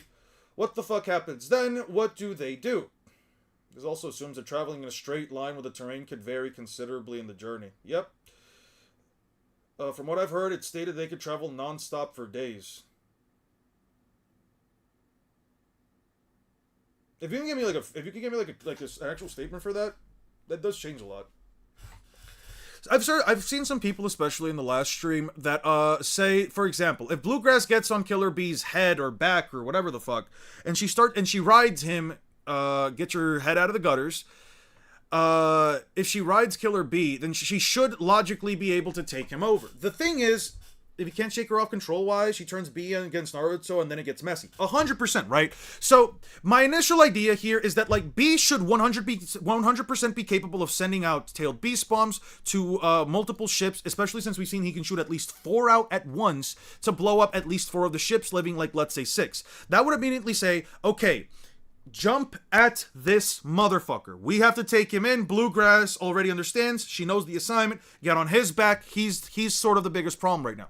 I do believe that Naruto can also send, like, let's say a Rasen Shuriken at, like, these battleships. And I don't think it'll, like, one-shot the battleships, but I do think it's enough damage that at least, like, okay, 1 or 2 of these Rasen Shurikens, given the size of the ship hull, can at least, like, make the ship, you know, not capsize. I don't want to say capsize because that means that the ship is being turned over. It can essentially drown the ship and the marines that are in it. I haven't read the light novels. This is from other people. Okay. I'm not gonna lie. I usually try not to take, like, statements from light novels or, like, not so much statements from light novels, more so things that people say about the light novels, because there are also other things that people have said about, like, There are also some other statements that I've heard people say about, like, the night novels, like the multiple orders of magnitude, and them using that to get, like, Naruto to, like, 10 to the 9th power, when it's like orders of magnitude is just plural. It doesn't. Again, I go by low balls, so it's at the very least only 10 to the 2nd power, stuff like that. I don't take what people say within the light novels, because the light novels, especially when it comes to all light novels, they usually have a ton of context behind them. So taking individual statements out of it without, like, understanding the full context is part of the reason why I don't even like using them myself. And part of the reason why I like to say, and this is what part of the reason why I like to say, like, I just don't go by them. Or at least I don't use them. If Naruto used a Biju bomb, would it be similar to how Kid wiped out Shank's fleet? That Biju bomb wiped out the entire Buster Call? If I gave them, let's say, like, KCM2 Naruto, I think he could wipe out, as long as the ships are within, like, a certain range of each other, I think he could wipe out, like, 5 of them. It should have, like, here's the thing. A tailed beast bomb alone should have the fucking power to wipe out any of these battleships solo. Unless Naruto can shoot it in the form of a beam, which I don't recall him doing that in the anime or the manga, only in the games. And only in the games do I ever see him shoot, like, an actual beam itself. Yeah, no, he could slice right through them and they would all just blow the fuck up. 100%. That I will agree with. He could definitely do like a kid kind of situation, but again, this is KCM1 Naruto and B. I thought it was, like, an interesting thing to put it because, again, the battleships are not so much the issue. They do continue to bombard the island. They do consistently continue to bombard the island. But I feel like as long as, like, they maintain a coordinate of, like, saying, hey, don't destroy this other area right here, they should be mostly fine. It's also a case of, like, some of the battleships also providing support for Naruto and B. One of the things that I thought about Naruto, as I said, I'm going to give Naruto everything that he performed, every single feat that he performed from pre Six Paths. Sorry, not pre Six Paths, pre KCM2, from start of War Arc to pre KCM2. Also, this also brings up, like, a bigger topic of conversation, like the Rasen Shuriken not actually deleting durability, because it didn't do it to the Raikage. Just 5 of them is crazy. One of those bombs could level mountains. I don't recall. Oh yeah. Just 5 of them is crazy. One of those, yeah, they could level a mountain, 100%. Can't use Biju Dama. Yeah, 100%. That's the other thing where I'm like, it creates an interesting dynamic where it's like. It does create, like, an interesting dynamic where it's like, Naruto has to get Bluegrass off of B. Now, I've seen people say, well, okay, but Gyuki is also inside B. Couldn't he technically, like, take control over Bluegrass or, like, try to fight her for control? Or couldn't the 2 of them fight her for control? The thing is that, like, oh, hey, Lapis, thank you so much for the 5 gifted subs, man. Really do appreciate it. Can you get some W's for Lapis in chat? As a matter of fact, let me type it in myself. We need to get some W Lapises in chat, ladies and gentlemen. Love to see the community constantly support, and love to see the community grow little by little. Guys, check out your membership, like the membership offerings that you guys get. You guys should have access to the Discord now, and you guys should be able to even have a chance to talk to me in case you guys ever have any questions, and you guys can just at me whenever you want. I'm not on the Discord as often nowadays. Hey, 6, thank you for the 9 months. Nah, I'd win. Lovely. I'm not on the Discord as much as of lately, but I am someone who, like, if you do at me, I will respond as soon as possible. But yeah, so I've seen some people make the argument that like, okay, can B resist, can B and Gyuki, can Bluegrass take over B, and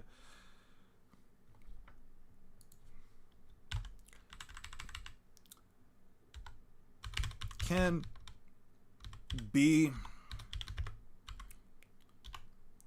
and slash or Gyuki overpower Bluegrass?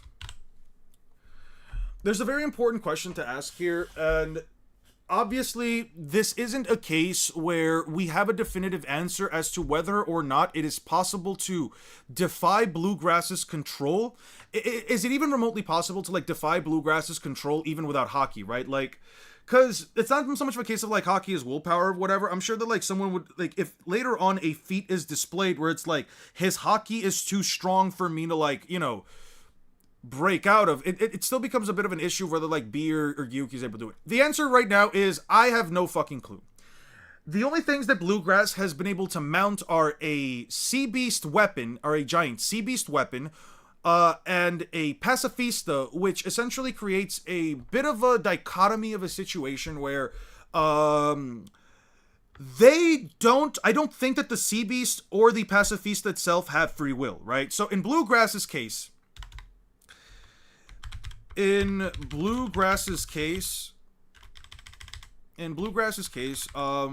she is only taken over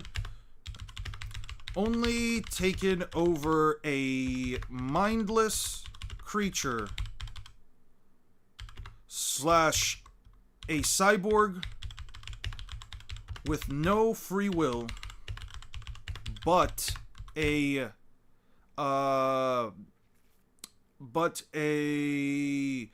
command hierarchy. She can completely overpower the command hierarchy that is set upon even with the Vegapunks, right? I just thought of something crazy. Could Naruto talk no Jutsu Fujitora? Actually, part of the reason I didn't want to like really spoil anything. Oh, 6. Thank you so much for the 10 gifted subs.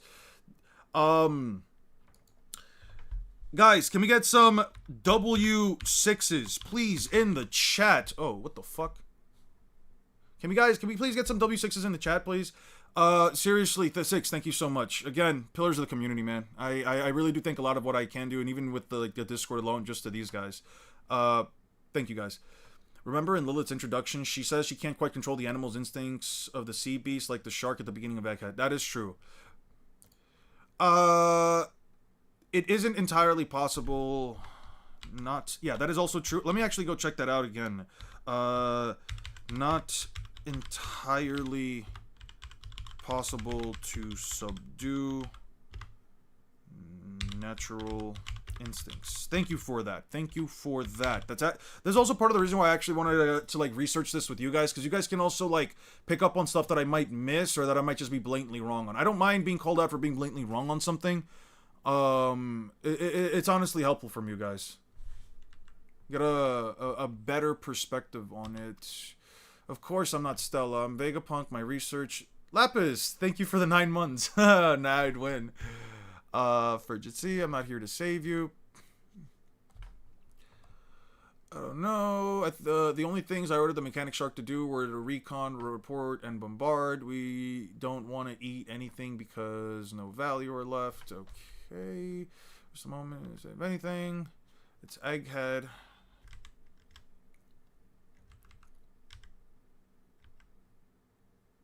Okay.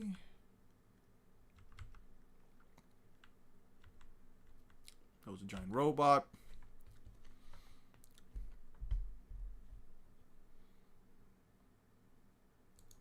Okay. Out of all the admirals, I felt like Fujitora is the most likely to listen. I think it would depend on what Naruto are doing to defend. Yeah, so... One second. Let me... Page 13. 1061 P... Okay, so I already have 13. Fantastic. Hey, Jeff, thank you so much for the $2, man. I really appreciate it. Thank you so much, dude. Okay. Obviously Stella. What are you talking about? Reachable. Sea beast weapons. What are you thinking? So no longer going to surrender. Shulk has laid more treasure. Mistaking they thoroughly surrounded, they have no escape. But look at the swordsman on board. Pirate hunter solo. The mighty have determined. Talkative jokester just a distraction. I didn't play close enough attention. I'd say bring him in. Okay.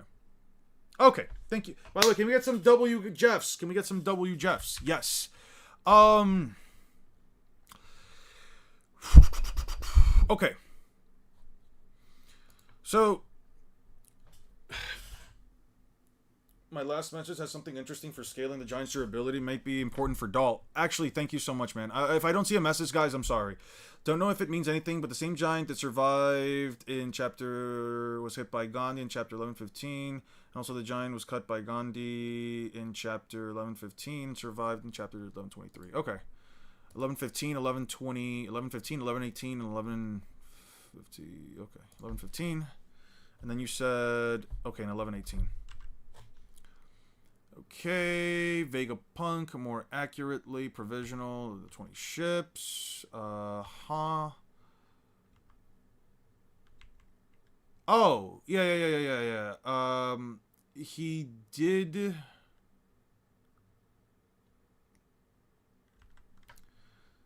He did take a hit from...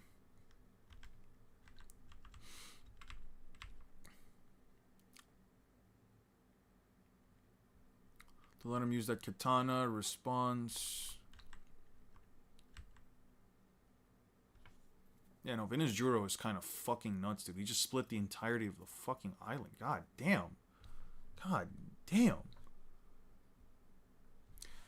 I don't know if I could really use the feat per se, only because it seems to me like all he did was just really just kick off of its head. Kick off of the giant's head. I'm not sure if that's really helpful.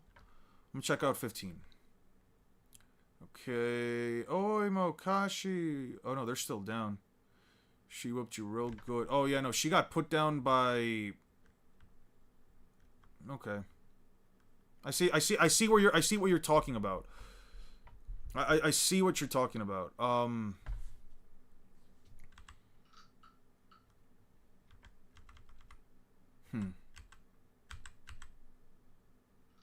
11:23. Okay.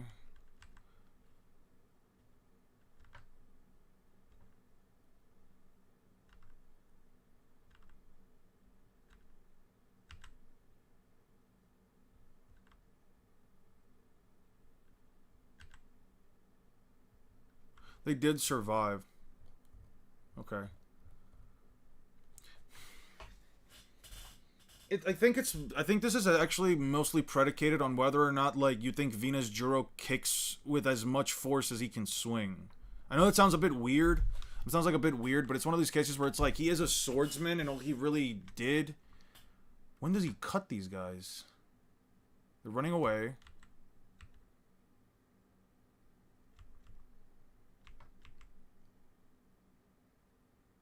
This is like mid-fight?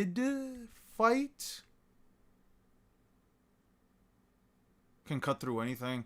You know, they didn't really... Oh, yeah, no, Frankie also, like, reacted to that. That's kind of crazy. I don't know why people say Frankie's trash, man.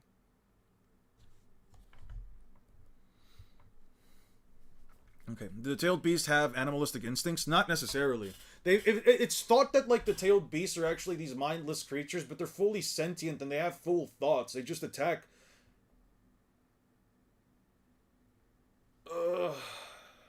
Hey, what's up, Jake? How you doing, man? Hope you're doing well, man. Hola! What's the video topic on? Can Naruto and Killer Bee survive a Buster Call? Can they escape a Buster Call? Can they defeat a Buster Call? It's gonna be a couple of different things. I'm not sure if I can necessarily use this, because it only really seems like Venus Juro's, like, at best just kicking off of him. I don't know if I can really use that. Ignorance about Frankie's power. You know, the ignorance about Frankie's power is absolutely insane, dude. Okay. Actually, on him splitting an island level attack is only mountain level. That's what I'm saying, man. Third Raikage was reanimated, so obviously it did nothing. No, because we know that damage, can actually affect the Edo Tensei. We know that they can be affected by damage, and they can take damage from things.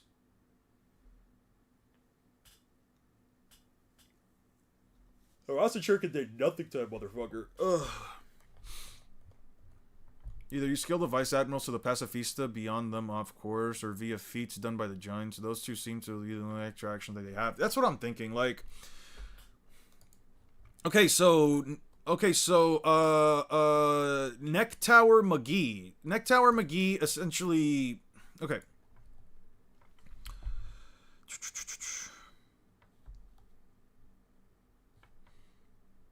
Man, this is so fucked, dude. This just feels so fucked in some cases. Okay. Let me go back to, what was it? 1092? No, it has to be prior to this, right? No, it has to be after this.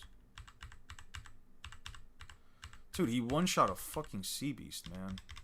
So it has to be 1091, actually.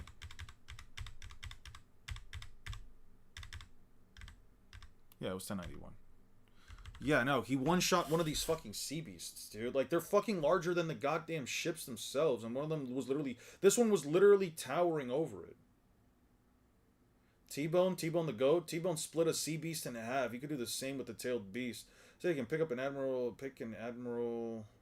Rossico, and I was put up to vote, and Fujitora won. Yeah, it wasn't just my decision. My Discord legitimately won it. Mr. 3 upscale? Probably. It would actually be a lot of Mr. 3 upscale, to be fair. To be fair, that was also the giant pirate chiefs. According to Versus Battle Wiki, is mountain level. I'm not trying to that's like saying Rio is isn't Juraneg because Kizaru survived the punch from it. It's not saying that it isn't, but it's also saying that like people are assuming that like because Luffy is weak to... I'll put it like this, it's not the same kind of Juraneg. It's not the same kind of Juraneg. Wait, hold on.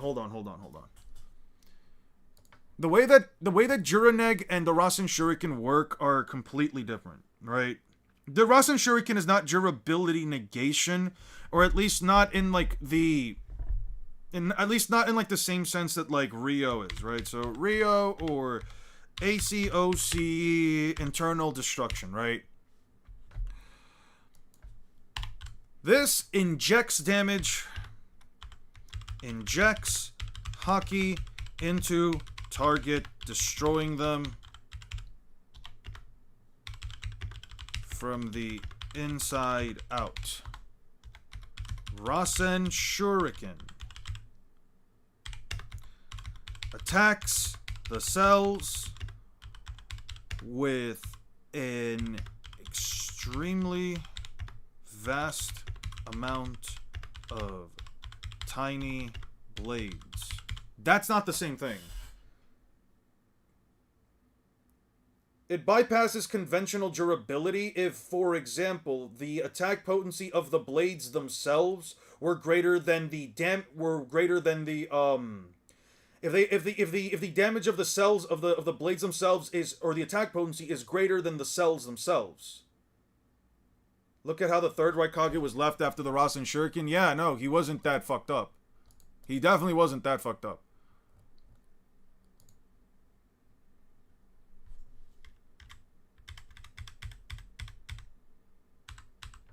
Yeah, no. He's not that fucked up. A live Raikage would have been bleeding, but he would have been fine. He could still get up. He could still definitely get up from this. His body is nowhere near as damaged, dude. I'm sorry. So what's the point I'm trying to get here? The argument that, like, okay, a Rasen Shuriken, if it hit an individual whose cells do not have the durability to withstand the kind of damage that it can deal, yeah, no, it would rip straight right through them. How would your cell being destroyed be noticeable?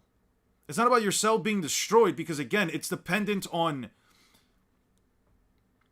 How would it be noticeable? Wait, time out. How would it be noticeable? I got you right fucking now, actually.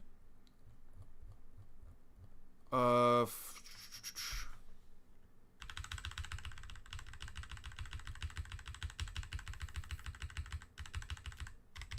of this. It literally rips them to shreds. The Rasen Shuriken had greater attack potency than this guy, than the cells that this thing had. Therefore, it ripped them to shreds. We literally just saw the side of a head literally lying there. Okay. 347. God damn. What a pinchable ass waist. Let me stop. Alright, that's enough of that.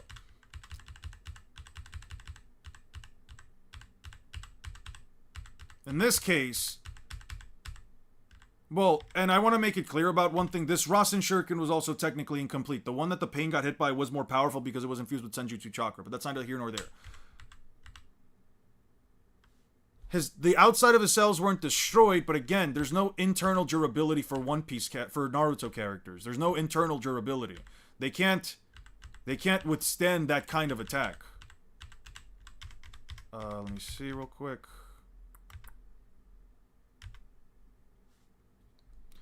It must have broken his bones at the same time. The jutsu is meant to straight. No, I need the statement from Tsunade. Okay, no, this is just Sasuke. Okay. The blades are essentially being shot inside, so it basically just depends on are my cells tough enough to tank the damage? That's really it. It doesn't just attack cells.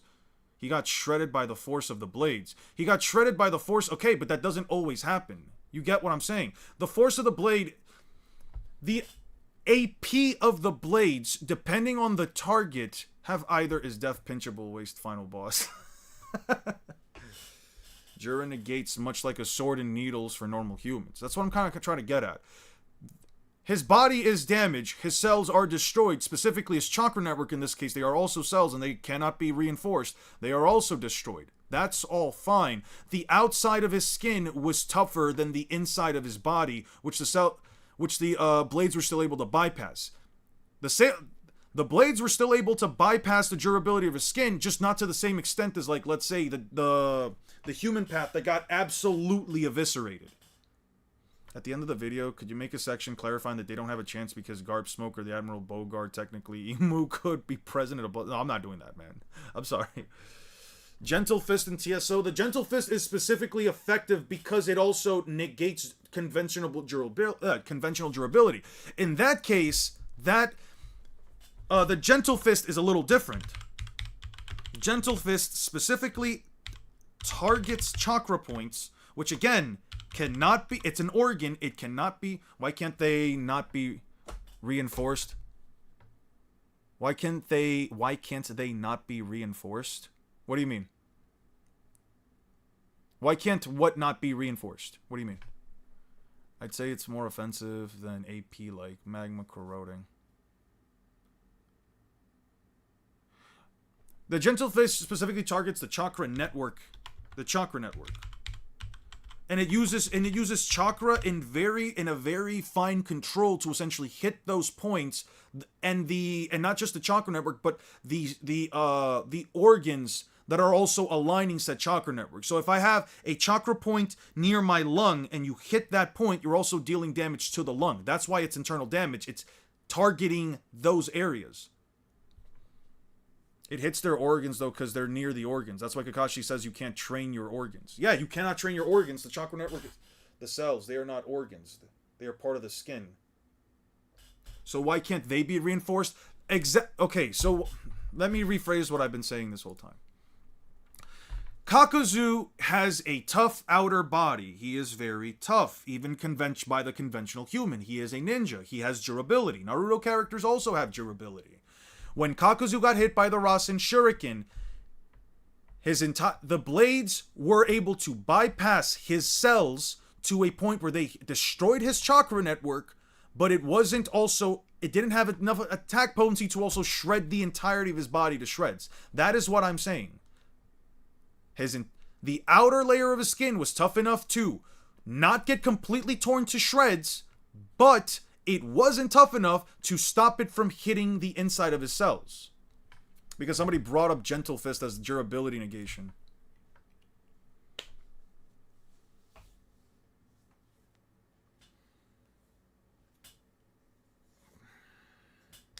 Anyway. Okay. So Bluegrass should be able to take over Killer Bee. If Killer Bee gets taken over by Naruto, if B gets taken over, Naruto is screwed. There is an option here where one might be able to argue that Naruto makes... Now, Naruto can... I will definitely give Naruto the ability to make, at the very least, 4 clones. Naruto can make about 4 clones that are about as strong as he is. Let me clarify for those that that are going to take this out of context, KCM clones that are about as strong as he is. That should be about the limit, right? The argument is then, can 5 Narutos, what the fuck? If that's the case, can 5 Narutos defeat 5 Vice Admirals, 5 VAs. I'll word it like this. 4 VAs plus Killer Bee host transformation. That kind of then becomes the issue, right? Like, this is not a situation where I think that, like, everything is happening as... Why does Kakashi mention it, then?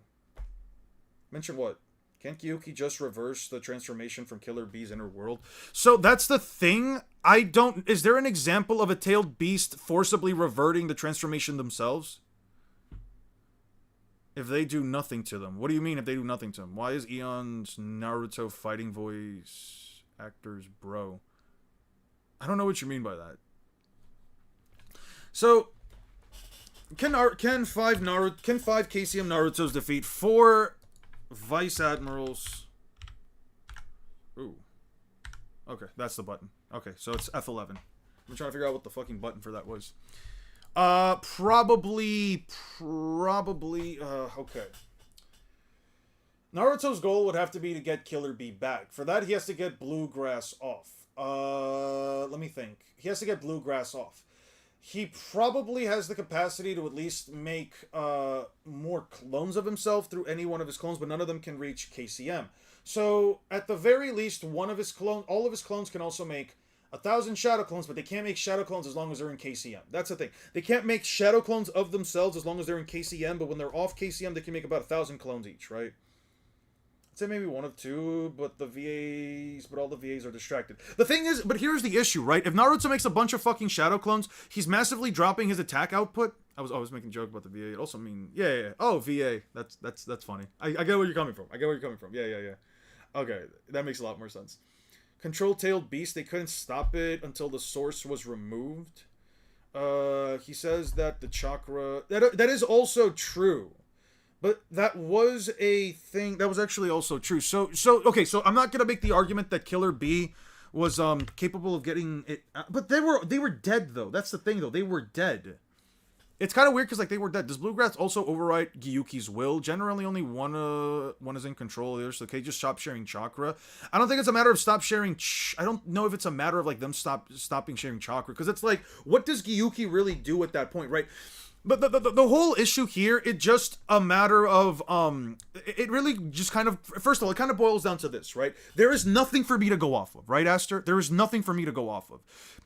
Bluegrass has only taken over things that don't entirely have their free will or work entirely off instinct. There is no example, at least that I can think of, where there really isn't anything to go off of in the first place, where you could argue that, like, Bluegrass has ever written a person or thing that has 2 personalities or 2 souls or wills living within it, right? That's never been the case, right? So I can't go off of any precedent off of that. There's also no precedent to say that, like, Killer Bee or Gyuki could technically take over or swap willingly, because in most cases where, like, they swap out Naruto and, like, let's say Kurama or Gyuki and Bee, they literally have to say, yo Bee, yo Naruto, switch with me, right?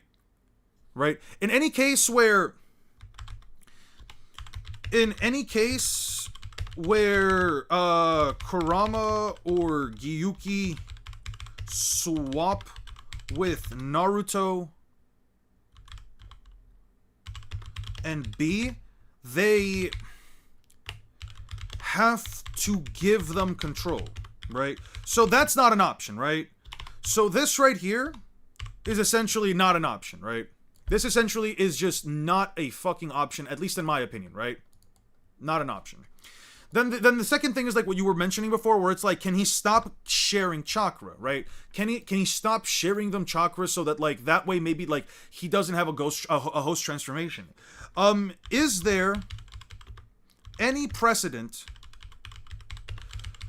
where the tailed beast, where the TB of a perfect Jinchuriki willingly turns off the transformation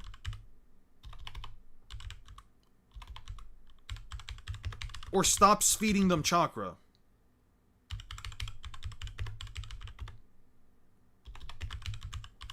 You know what I mean? Precedent, yeah. I cannot, at least for this second scenario, I'm gonna light it like yellow. Oh no, yellow is terrible. That's terrible for your guys' eyes and mine. We're gonna do it like a pink. Wait, no. Okay. There we go. Wait. What the fuck? Oh, okay. I'm just clicking things, stuffing things and stuff that just is not helping us out at all. In this case, I can't think of anything off the top of my head, but sharing chakra is a choice. Gyuki would technically stop getting Viju chakra without swapping. Well, that's not the case, because remember that Naruto and B now have full control over their tailed beast, and they also have full control over their chakra. It's like when Naruto took over Kurama. I think of it like in a similar case where it's like Naruto can still use the chakra, he just doesn't have Kurama's cooperation, right? I don't know if it's the same case with B, where it's like, again, there has to be a set case of precedent. I don't want to just say that like this would be the case without at least knowing whether or not.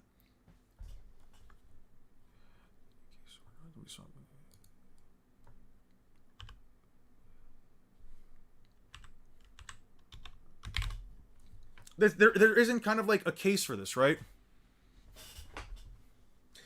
Can the weaker shadow clones be fought off with more basic Marines?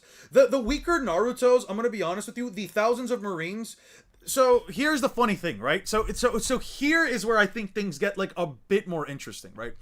I was thinking about probably writing in the video in such a way where like the Buster Call essentially stops firing, and they essentially try to get as many Marines out on the island if Naruto decides to make over 1,000 shadow clones, right? If Naruto decides to make like at least at this case, I think that Naruto should probably have like a peak maximum of like 5,000 shadow clones, since he can make I'll just write KCM Naruto, because KCM Naruto can make 4 clones, and both Naruto and each of his clones in base should have the capacity of making about 1,000 clones each, right? Now, it actually lines things up in a pretty interesting way, where it's a case where, like, if B blows up 4 ships, Bluegrass takes over B, Naruto has to now fight this guy, and he also has to have all of these ships. That's about 1, 2, 3, 4, 5, 6, 7. Sorry, not 6, 7. I wrote 1, 2, 3, 4, 5, 6, 7, 8. Oh no, that's 11. So I actually have to take out one of these. Actually, I have to like delete one of these. So we're gonna delete this one. We're gonna delete that one. Yeah. Let's just get rid of that one over there, right? Let's just finish this up real quick. Anyway, I feel like this is more or less just one of those cases where it's like, well, Naruto still has to fight, again, 4,000 of his clones, which I do think are stronger than the average Marine soldier. Let me clear that up first. It would be about 4,000 Naruto clones versus like 6,000 Marine soldiers. Also, you said you agreed, Kurama. You also said you agree with Kurama being planetary. I said I would agree with Kurama and Naruto being I never agreed with Kurama being planetary. I said if Kurama life-wiping a planet can be considered planetary, I'm willing to consider it like that, but it's not planetary by the conventional means. The speed difference alone would be insane. War Arc Naruto has no direct feats, let alone FTL feats. Yeah, no, he has nothing to go off of. Base Naruto is kind of nothing to go off of besides saying that like, he's at least as fast as like base Kakashi. Even in KCM2, Naruto always asks Kurama for more chakra, so it should be up to the killed beast. Well, not necessarily, because Kurama's also making more chakra for him. That's a little different, right? It's not that Naruto's begging Kurama for chakra, it's that Kurama has to sit back and mold chakra because Naruto's giving so much of it away. That's the thing, right?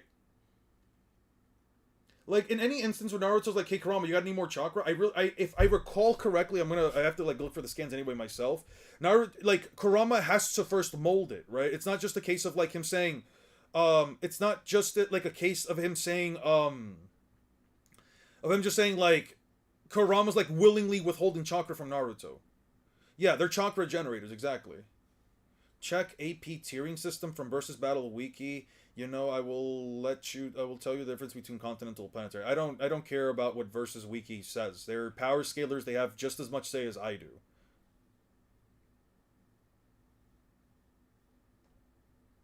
$6,000 soldiers. Will you focus more on stats? What do you mean by this? I have a scan for that. What do you mean by, like, what do I focus more on, stats or hacks? It's a combination of both, honestly. I don't think that you could just focus more on one than the other, but there are certain cases where, like, do you consider... There are cases where, like, you also have to consider, like, again, the context of the series. Can you raw out stat hacks? There are cases in Bleach where you can raw out stat hacks. Kenpachi's an example. He's just... His raw stats, his raw power is just way greater than anything Grammy can do, as an example. One Piece has a case similar to this, but the difference has to be absolutely massive, and you also have to have Haki. Anyway,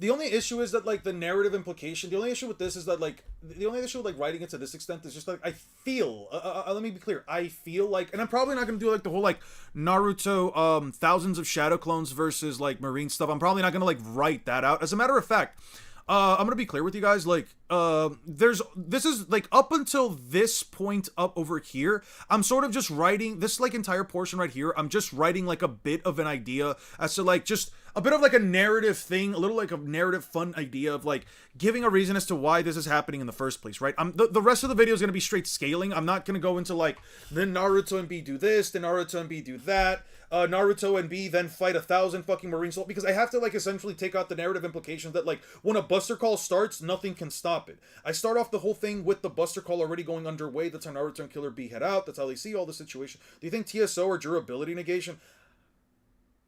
Man, I don't fucking know. TSO are so fucking weird. TSO are so fucking weird, man.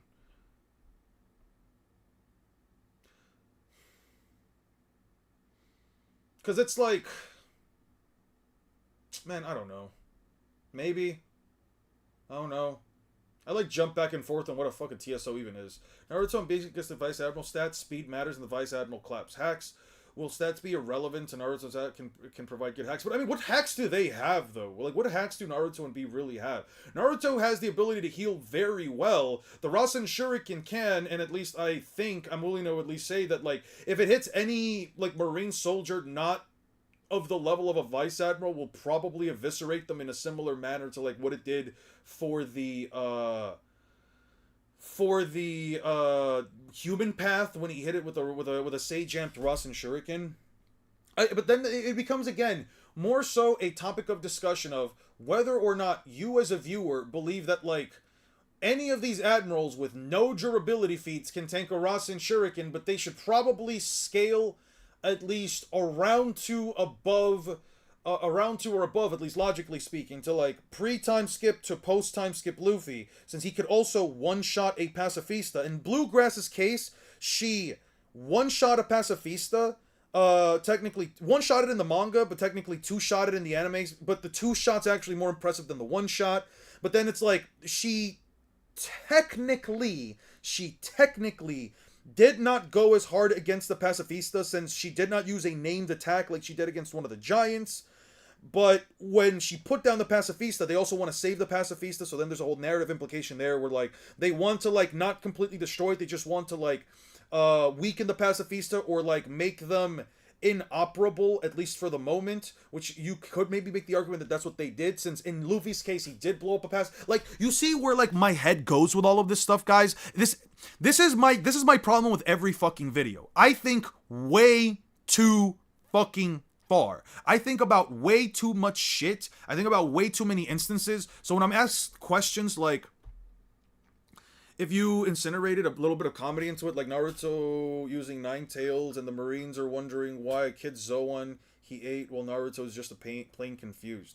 See, I want to do that, but then it just creates a much bigger issue for me in terms of like it just creates a bigger issue for me in terms of like editing, and it's not so much like I don't want to edit so much. It's more or less just I want to get the video out in time, and considering the things that I'm still taking care of in my own personal time, I just do not have the time to like edit out Kid Naruto, do a whole I'm not even feeling comfortable with writing this because with writing this portion right here, like giving context, not because of the case of the content of quality, more so because it creates a situation where like I'm now masking out a bunch of things, and that takes out a lot more time than you'd think. I don't have Adobe Premiere, not Adobe Premiere, Adobe Pro, so masking stuff is a lot more of an issue for me in terms of Vegas. Masking stuff as Vegas is all manual. That shit takes a while, my guy.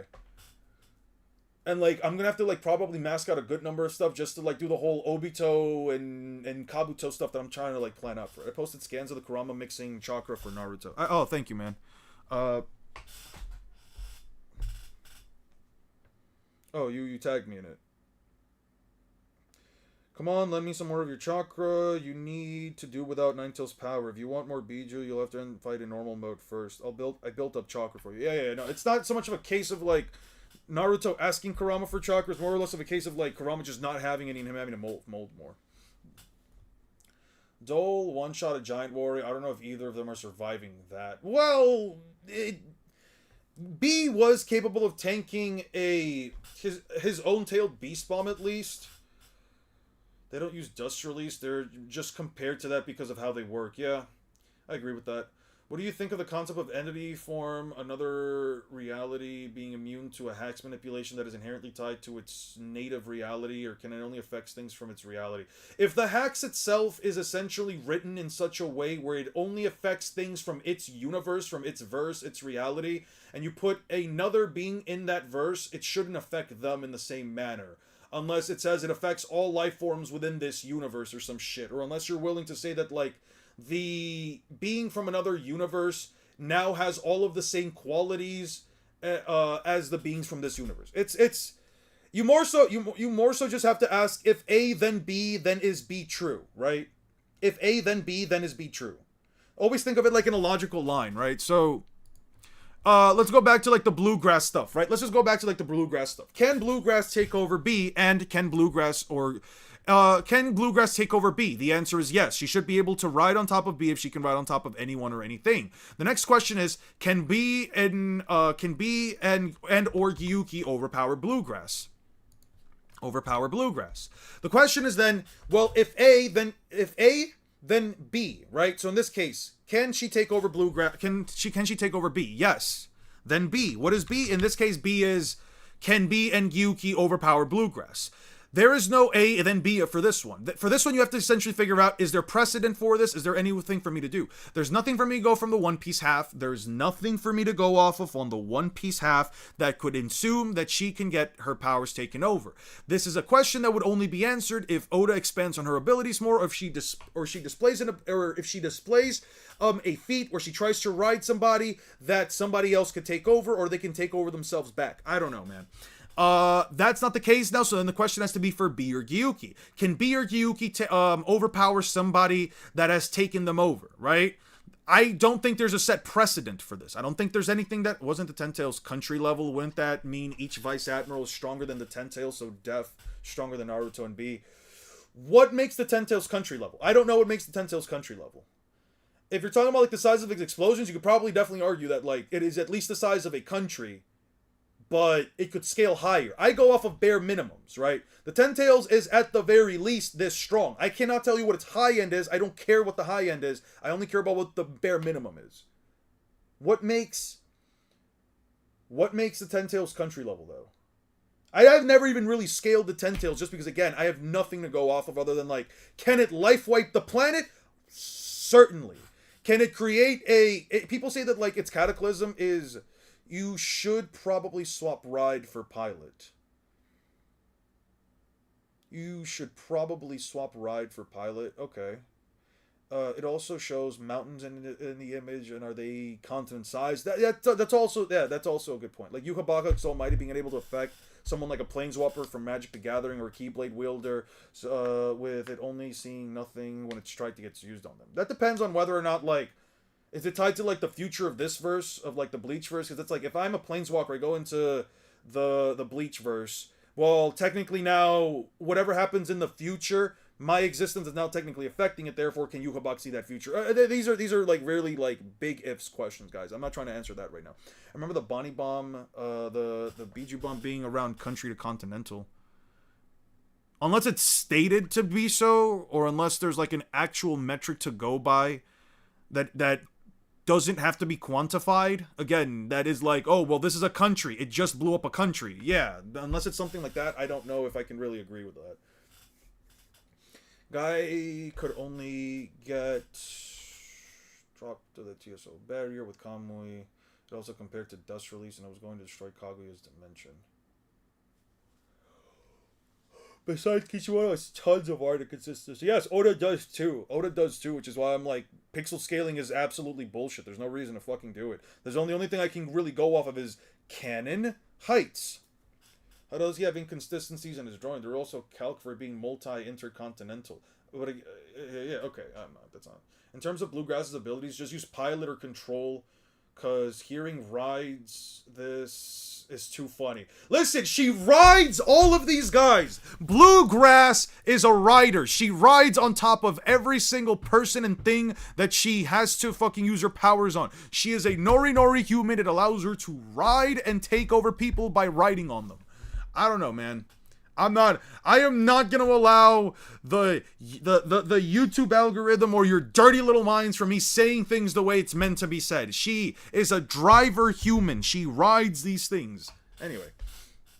Bro, the Tento's Cataclysm was calced at multicon again, but the Cataclysm means jack shit to me. Whatever people calc it at means absolutely nothing. You have problem, 6. It means absolutely nothing, bro. I don't care if somebody calcs it to that. That number that they got, that energy, that mass, that all means jack squat in terms of whether or not it is a canon value. It is not canon value. I don't care what it means. To me, the Ten Tails Cataclysm is literally just tornadoes, lightning bolts, and a bunch of earthquakes and tsunamis. That is all that it is. I do not know what that calcs to, but I'm not going to do it. To be fair, the inconsistencies in later parts of One Piece are not normal for the manga.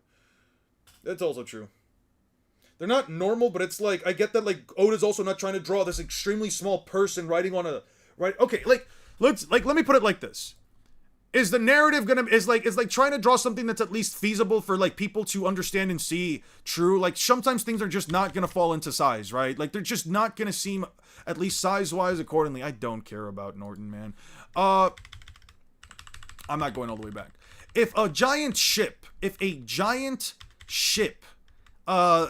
size of like the Sunny, which is 56 meters tall, is If the size of the Sunny, which is 56 meters tall, is being held by this giant robot, and the giant robot is being dwarfed by these giant sea beasts and giraffe and everything, and Bluegrass just seems large, I think it's just so that Oda doesn't have to draw a tiny speck on top of a massive giraffe. I think he's just doing it for that sake. I really just think it's that. Hey, what's up, Ryuichi?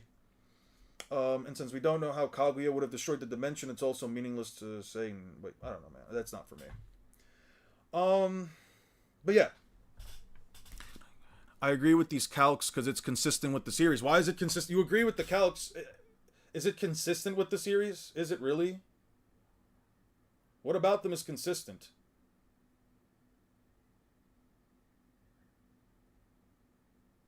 How is it consistent? You You realize every time you say it's calc, it just means someone else had another opinion. I'm a power scaler. I say Dori Bragi one-shot Madara with Hakoku.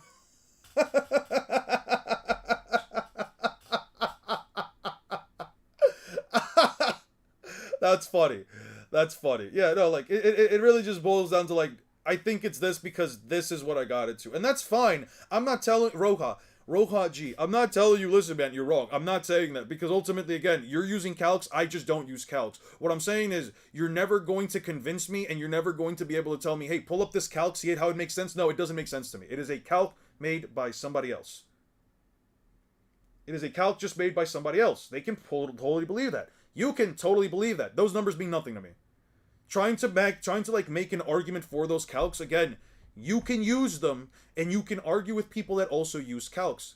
But how is their opinion they calculated it to that level? Because those numbers are not canon. If it is not canon, it is an opinion. Yeah, Six disagrees with me on my opinions on calcs. I'm not saying that I have the right take. I'm not saying that you shouldn't use calcs. Use calcs if you want them to. Every time that some of my mods tell me, like, their estimations for how strong or fast these characters are, they're using calcs, and I never tell them, oh yeah, but like, I disagree with this, you're using calcs. No. That's their calcs. I have no opinion on their takes, because honestly, I don't scale the series that they scaled. I have no opinions. I would probably have a much different opinion on Black Clover, based on its scaling, because of what I'm trying to ascertain from the actual pages themselves, not based on pixel scaling, or size, or width, or none of that crap. None of that means anything to me. But mostly because, again, if I go by calcs, I'm going by numbers that are inherently not canon to the story in a series that also doesn't follow real-world physics and logic. Those calcs have to account for real-world physics and logic. Especially when so many people get so many different values for calcs, and I just don't know how to quantify that stuff myself, so I can't even, like, double-check it. You know what I mean? I know that they calc their own stuff, so... But yeah.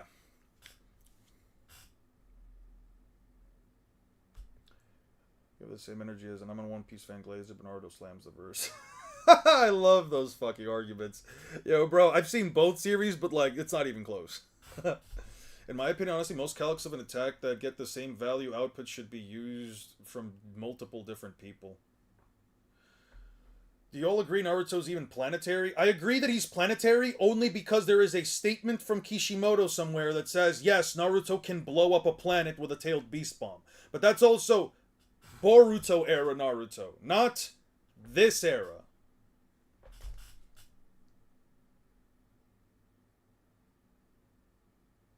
They can go from mountain to planetary because the author wants them to. That's why.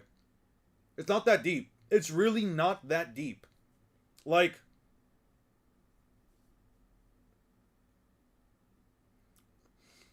the main thing is that they aren't from the author. Okay, it's not, that's fair. But here's the thing, right? Like, the argument still, the main argument will always be, and we will disagree on this, but it's always going to be, they aren't from the author. These numbers do not come from the author. I do not care because they are headcanon. Anything that does not come from the author is inherently headcanon. You can say that the force that the CBs used to crush the ship is because of the size and the width of the ship equal to the biting force of the beast. Like, you could say like the biting force of this beast is like 50 petatons or yotatons of TNT or some shit, right? You can say that. You can argue that. Whatever. This might upscale the fuck out of the One Piece verse. That could be fine. You could say that, like, the biting force of this of this beast, through the anime or manga or whatever, is the force to, like, destroy a continent. I'm not going to agree with you. It could be good. It's not for Naruto versus Luffy. It's Naruto and B versus a Buster Call. It could, I'm going to put it like this. It could be all for the benefit of One Piece. People can try to get One Piece to, like, solar system level based on actual quantifiable calc scaling and all this other crap. People can do that. I just cannot agree with it. In my mind, the argument is always going to be they aren't from the author, though. These numbers do not come from the author. These numbers do not originate from the author or a source that is canon to the story. Therefore, How can I argue it as such? How can I argue off the top of my head as such? Yeah. They're just assumptions. It is a fine assumption. It is an assumption that I do not judge anyone for ever using. It was in an interview, the Boruto movie about Momoshiki. He also destroyed the Tenseigan barrier. I don't know what that means. There's no planetary level feats in One Piece shown yet. But there are statements, and statements go way above any calcs. At least in my opinion.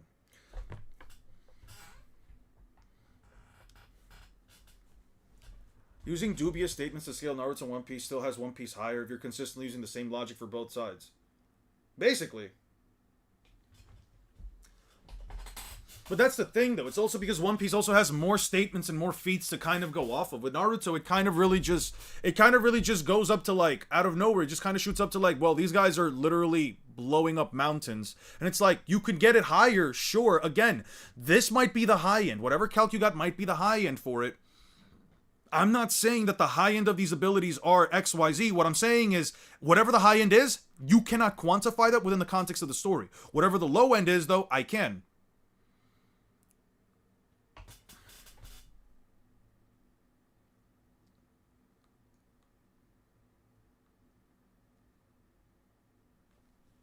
It's like, let me give you an example. Actually, no, I don't really care about that anymore. But yeah, I've said my piece. Yeah, the Whitebeard destroy the world statement is honestly, and usually people say, well, no, the translation for that is society, because world can mean society. It's like, no, fuck you. You're just trying, that's actually trying to downplay. Whereas you're here interpreting the highest value possible for turn the world to ash, meaning it could blow up the fucking planet. You're out here also saying a direct statement from the series saying he can destroy the world, saying, no, that's society. Yeah, no, fuck that line of logic, man. When I say things like a character is continental, when I say something like a character is continental, like Don Chinjiao, I say it because the bare minimum output of a feat that he performed was splitting an entire continent. That is continental. They bring up they bring it up a lot. Well, they bring it up like twice. That is continental. I do not say that they are continental over One Piece characters being mountain level because I have some kind of bias. It's because I can best quantify a tailed beast bomb to blowing up mountains, and I can best quantify splitting a continent to splitting a fucking continent. That's basically why. What do you think about Prime Hashirama versus God Valley Roger? I have nothing to go off of for God Valley Roger. I have nothing to go off of yet. But I'm going to say something. I'm going to say something, and it's going to piss a lot of people off. Where the fuck is that chapter? 620... Okay. I don't know how big this thing is.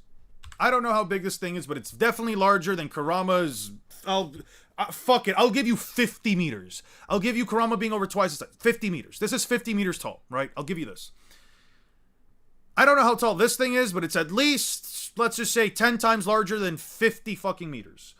That would make it 500 meters, right? We'll say that this thing is a kilometer tall. We'll say that this thing right here is a kilometer tall, right? We'll say, actually, I'll give you 2 kilometers. I'll say, I'm going to highball this and say this thing right here is over 2 kilometers tall, right? Sure. I'll give you 2 kilometers.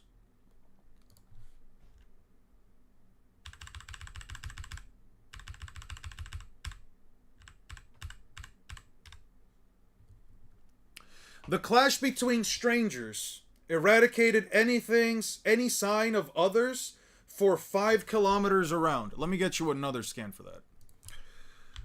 One Piece TCB. What chapter is this? 55? Gotcha.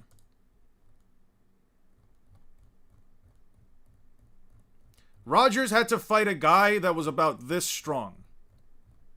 Roger had to fight a guy that was about this strong. Blew away everyone within 5 kilometers. With just the force of his blade clashing. Yeah, I don't know, man.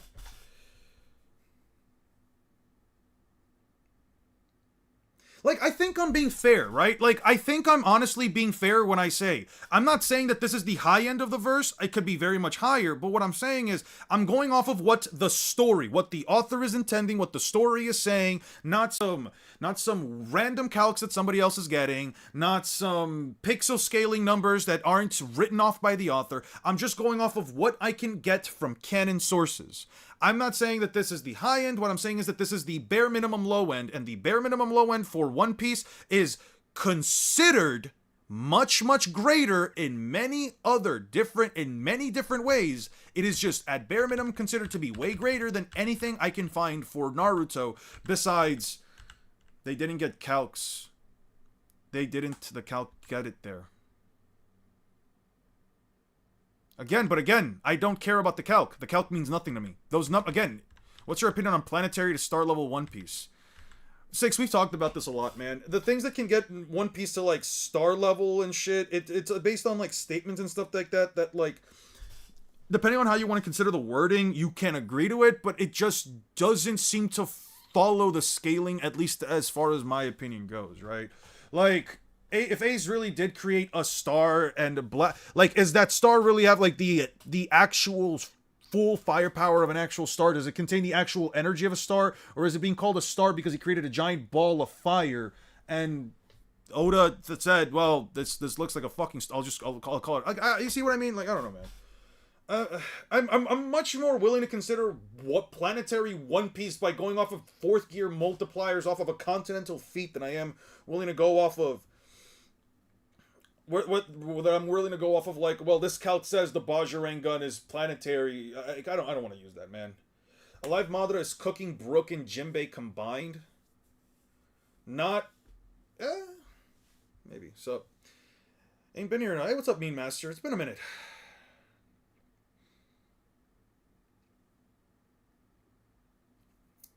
You still think Grimmjow can beat KCM2 Naruto Eon handedly? I still don't know where the fuck Grimmjow scales, man. I still have no fucking clue where Grimmjow scales, dude. I don't, man. Here, let me actually do something real quick. Bleach. I should really leave. I should really shut off the stream and go cook something, man. I am starving. All right, let's get to Blech. Let me tell you something about Blech. All right, let me tell you something about a good old Blech. Fucking Blech. Kubo's magnum shitus. I don't know. Magnum opus, I guess. When the fuck does he fight Grimmjow? 72, 72, 72, 77. Okay. Grimmjow is stronger than Ichigo. How strong is Ichigo? I don't fucking know. I don't know how strong this asshole is. I'm gonna be honest with you. First of all, Shikai Ichigo is garbage weak. At least, like, Shikai Ichigo, if I'm supposed to believe that, like, okay, well, the Shikai trained him and everything, made him stronger, so again, unquantifiable in comparison, but, like, if Shikai Ichigo is at least still as strong as Ikkaku Madarame, I don't know if Ikkaku got stronger. I don't know if Ikkaku got any stronger, but Ikkaku... Let's just say Shikai Ichigo is at least as strong as Bankai Ikkaku Madarame. Bankai Ikkaku Madarame, right? This also doesn't account for the fact that Ikkaku still had, like, his Gente Kaijo seal on, so he's, like, working at, like, a fifth of his strength, right? So we'll say that Shikai Ichigo is about as strong as, like, Bankai Ikkaku Madarame. And the guy that Ikkaku Madarame was fighting was, like, about as powerful that he could, like, wipe out multiple city blocks with a simple blast of his, like, flame out. Well, I'll say he's fucking city level. I don't care. I'll say he's city level. Who gives a shit, right? Okay. Ichigo is 10 times city level when he uses his Bankai, and 100 times that when he's using his Bankai. There is no way, there are no statements, there is nothing for me to go off of that even remotely implies Ichigo is becoming massively more powerful after fighting Dordani or any of the garbage hollows that he fights whenever he goes through Hueco Mundo. Grimmjow says something here about, like, are you truly gonna finally fight me, or did you blah blah blah, or what was it? Something, he made, like, some statement about, like, Ichigo either finally healing or something. Where the fuck is the statement, right? Where the fuck is the statement, right? there was like some weird statement that was made here where it was like, did you get stronger from like all the fights that you've been doing here, or whatever, right? So Ichigo with the Hollow Mask and like Bankai is at the very least like 100 times city level. Whatever the fuck that means, he's like 100 times city level, right? That's where I'm at right now in terms of like scaling. If I have to go off for like the top of my head. Give me a second. Shut up, he doesn't need your help. Tremendous swirling around. Grimjow, the marks realize, but he's making a hole in his victim. Gonna teach you a lesson. Pay with this other man. Shut up, get a healing. Stop wasting time and heal. Stop healing. Would you rather die? Blah, blah, blah, blah, blah. Well, are you trying to someone I wounded? Lord Eisen, pretty chatty, awfully afraid to kill, you're afraid we'll kill each other, deflected it, but I knew one strike, blah, blah, blah, blah, blah, yeah. They're somewhat relativistic towards one another's, whatever. It does, like, I don't care which of these two is stronger in base, right? Or a spotter given, called a caja de negación, okay, I don't care about that. I told him to heal him, Orihime, punch you, it's not a pity, wanted a fair fight, heal him too, you want excuses when you lose. Okay. Bleach is drastically overhyped in stats. Yeah. Okay, so don't worry. Okay, so they fight. He goes into Bankai. By the way, this fight sucks in my opinion. Like, his fight is mostly cool in my opinion, but it's completely thrown to jack shit after a specific point, and I'll tell you when. It's easy to say that Ichigo, when he cares for people, Ichigo is already at like this 100, again, I'm being generous, 100 times city level, again, off the top of my head. If it's a small piece of a mother flame can eviscerate an island, raise the level, and shake the world, whole planet, then the whole mother flame should be planetary, right? Probably. Bleach is drastically overhyped, had crazy but Kenpachi being glazed for Dressrosa law feat is crazy. What the fuck are we talking about? I popped out for a while for work. Now I just started talking about Bleach because I'm kind of just stuck in my video idea, and I'm just like, fuck it, let's just talk about this real quick. And if the ancient power source can create a real sun like the Vegapunk said, and contains pound for pound the same energy as the mother flame, then the sun should then the sun should actually be star level. Okay, Bleach is all about art over style over. It's all about style overall. Yeah, Bleach is out here just to look cool and nothing else. The anime version of the fight is pretty good. No, I think the fight is fine. I think, like, the fight's pretty cool and everything, but, like, there's things about it that just make it suck. So, first of all, Ichigo's out here fighting against Grimjow in his base, right? Like, one, Getsuga Tensho, again, continues to show me why it's one of the worst fucking moves I have ever fucking seen. Grimjow just blocks it away with a fucking Sero. Isn't Bleach low complex multiversal? No, I don't believe it is. Excellent. That's what I've been waiting for, to crush you with everything I got. Isn't it the same? Don't lie. You want to kill me? You want to hurt your friends? You want to keep that scar? I'm going to slit your slow and show you who's stronger. Yeah. You don't really want me to kill you. Pathetic. Blah, blah, blah, blah, blah. Here, first thoughts. Relieved. Unharmed. What's going on? Did you guys do something or look like that? You're right. You're fighting instincts. You're a soul reaper now. I'm a hollow. We have to fight each other. What better reason is for us to kill each other? That's what we got left over for who's standing, right? So Ichigo is still trying to, like, not fucking kill Grimjow or whatever. Is it when Ichigo tanks 5 specs when the fight gets shit? I'll give you it in a second. I'll get there in a second. Really wish Ichigo learned Blood Vein early to make the fights more varied, or Hollow defense skill. You know what's crazy? Hollows apparently have instantaneous regeneration, but, like, none of them seem to fucking use it.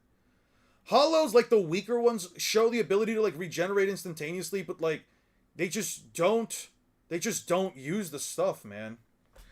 So anyway, yeah, he makes himself bleed, Granrei Sero, blasts the thing, and Ichigo is at least able to make himself another 10 times stronger with the Hollow Mask, right? So he has another 10 times amp. So, Hollow Ichigo is 100 times city level. There you go. 100 times city level Hollow Ichigo. Don't worry, it's pretty creep, end this quick. Grind, Pantera. Yeah, so now Grimjow hollifies, right?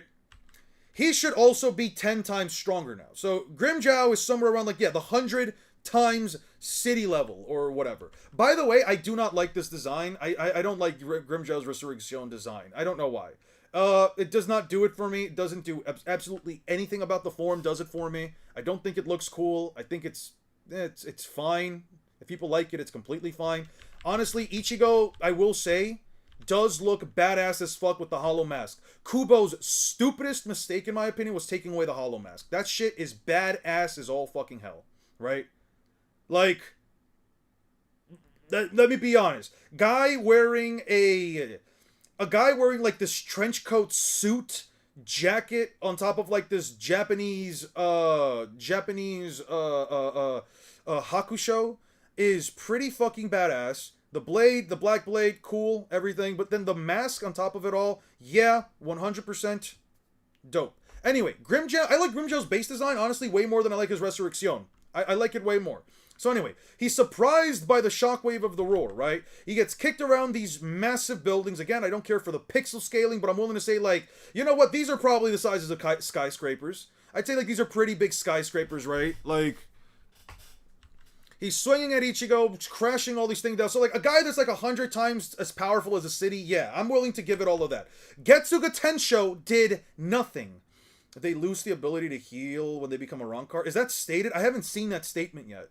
If there is a statement don't spoil it for me. If there's a statement later on for it, I'm willing to like take it. But like, the thing is that what is the excuse then when they become hot when they use Resurrection? Because Resurrection is supposed to give them back all the powers that they had when they were Hollows before they were Arankars, right? So again, like, do I lose instant regeneration for the ability to just become stronger, which I guess is a fair trade, but I haven't seen any statements for that yet. It's stated in the fight with Ulquiorra. Okay. I'll keep an eye on that. Thank you, Aster. I'll keep an eye on that. There's no way you can generally convince me Bleach is anywhere near low complex multi. I genuinely feel like Ichigo is cooked off of... here's the thing. I feel like the Bleachverse is literally... not even I think this. One of my fucking mods basically convinced me, at least as of now, that the Bleachverse is 100% being held together by duct tape and fucking rubber bands. It's basically staples and duct tape are what are holding this entire fucking... Oh, that's me? Yeah, that's 6. Yeah, that's 6. This shit is 100% being held together by fucking duct tape, man. I'm not even kidding. This shit is basically... Have you guys ever seen speedruns in video games? Video game speedruns? It's basically like watching somebody play through Super Mario 64 or Donkey Kong 64. If you want to understand what I'm talking about, look up Donkey Kong 64 speedrunning. That shit is held together by duct tape and fucking staples, man. There are no walls in that game. This entire universe, the entire constructs of the cosmology of the Bleachverse, at least in my opinion, is held together like a fucking early 3D platformer that only had walls as a suggestion. Also, maybe in the aftermath of Grimjow losing his arm. I don't think it's mentioned. I don't recall it being mentioned, but I'm gonna have to look through it anyway again when I have to re-download all the images. Oh, if I were to talk about some of my favorite stuff, I'd spoil it. That's over 20 years old. Okay.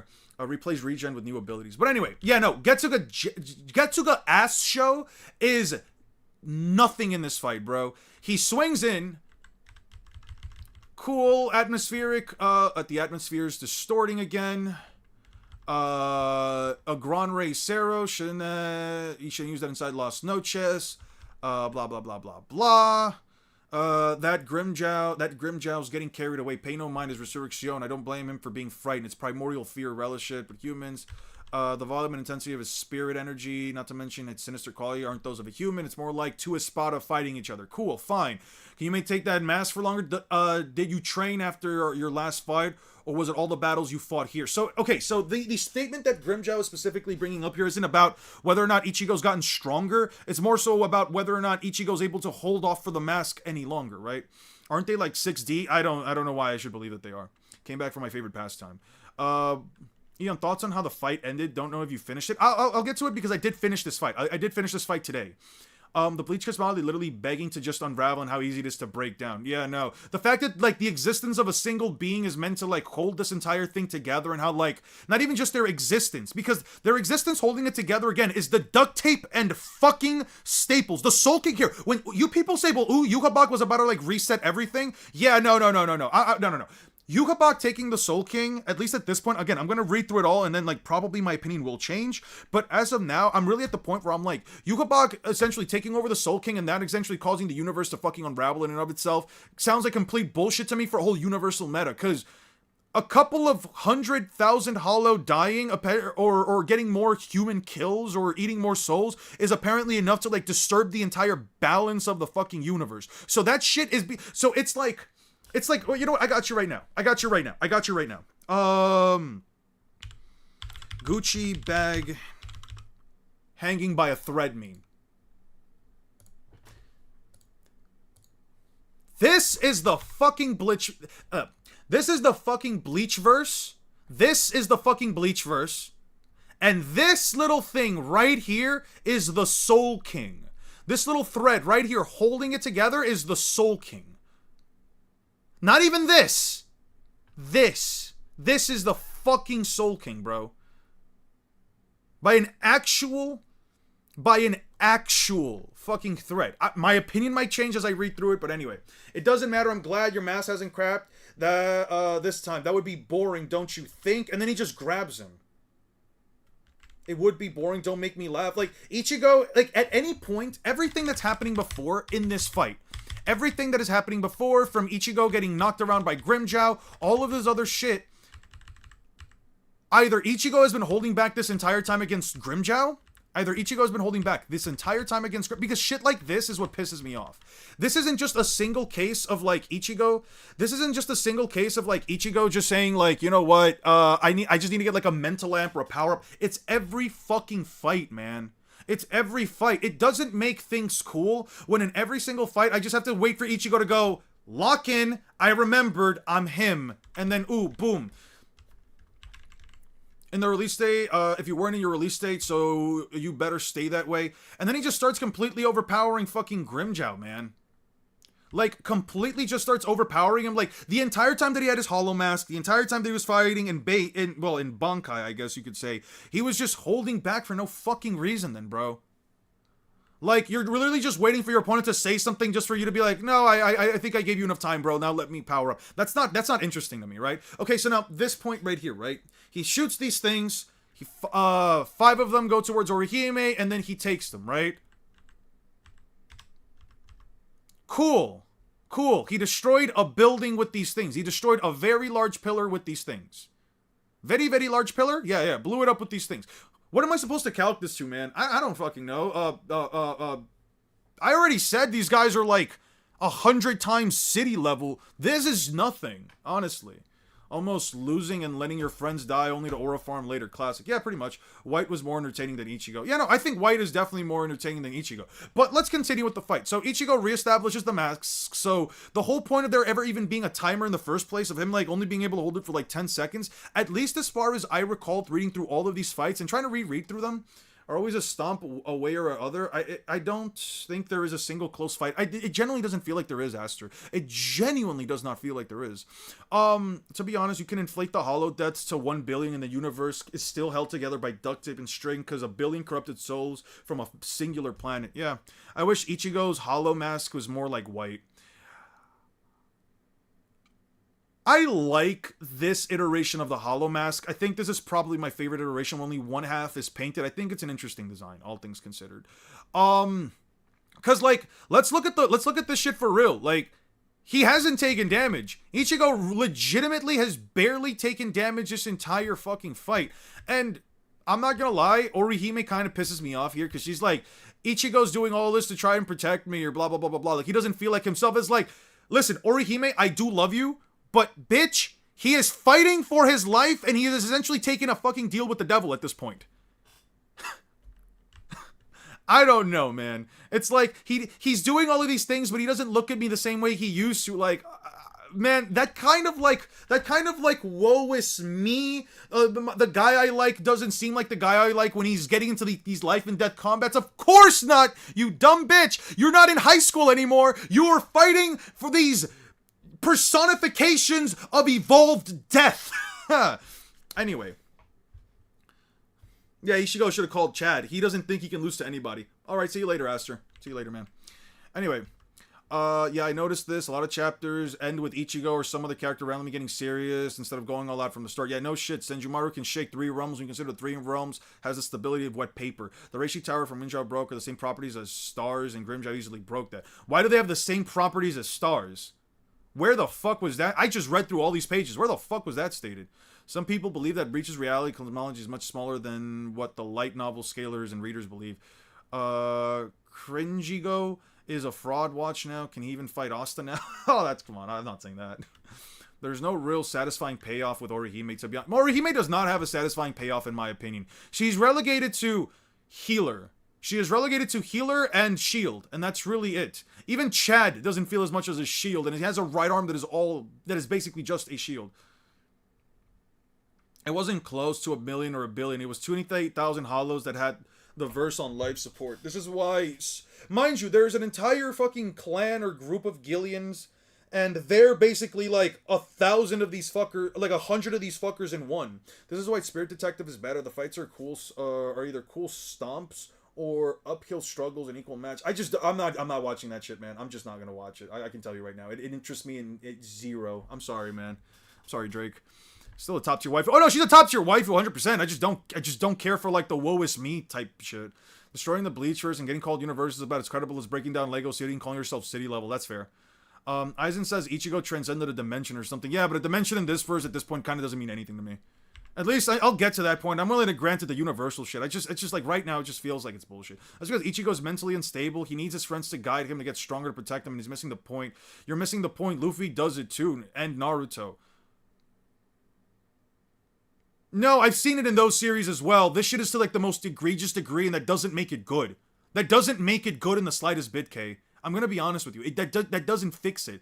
You can see this in Naruto, and you can see this in Bleach as well. That's all fine and well.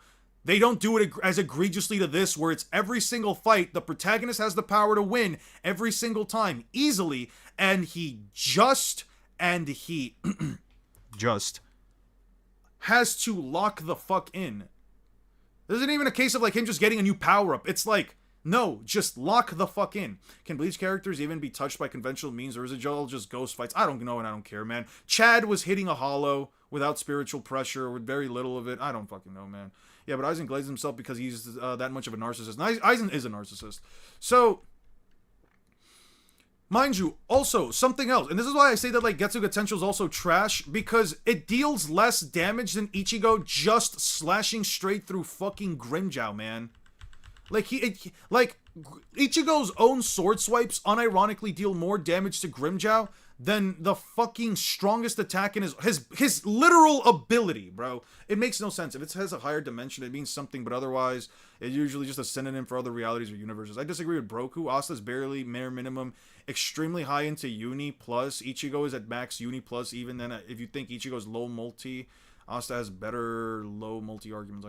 The Aizen, true Aizen, literally thinks he should have blown up a mountain. He should have blown up a mountain. Yeah, that's what I'm saying. Like, Aizen believed that his power was so great, he was slashing mountains with the force of his blade.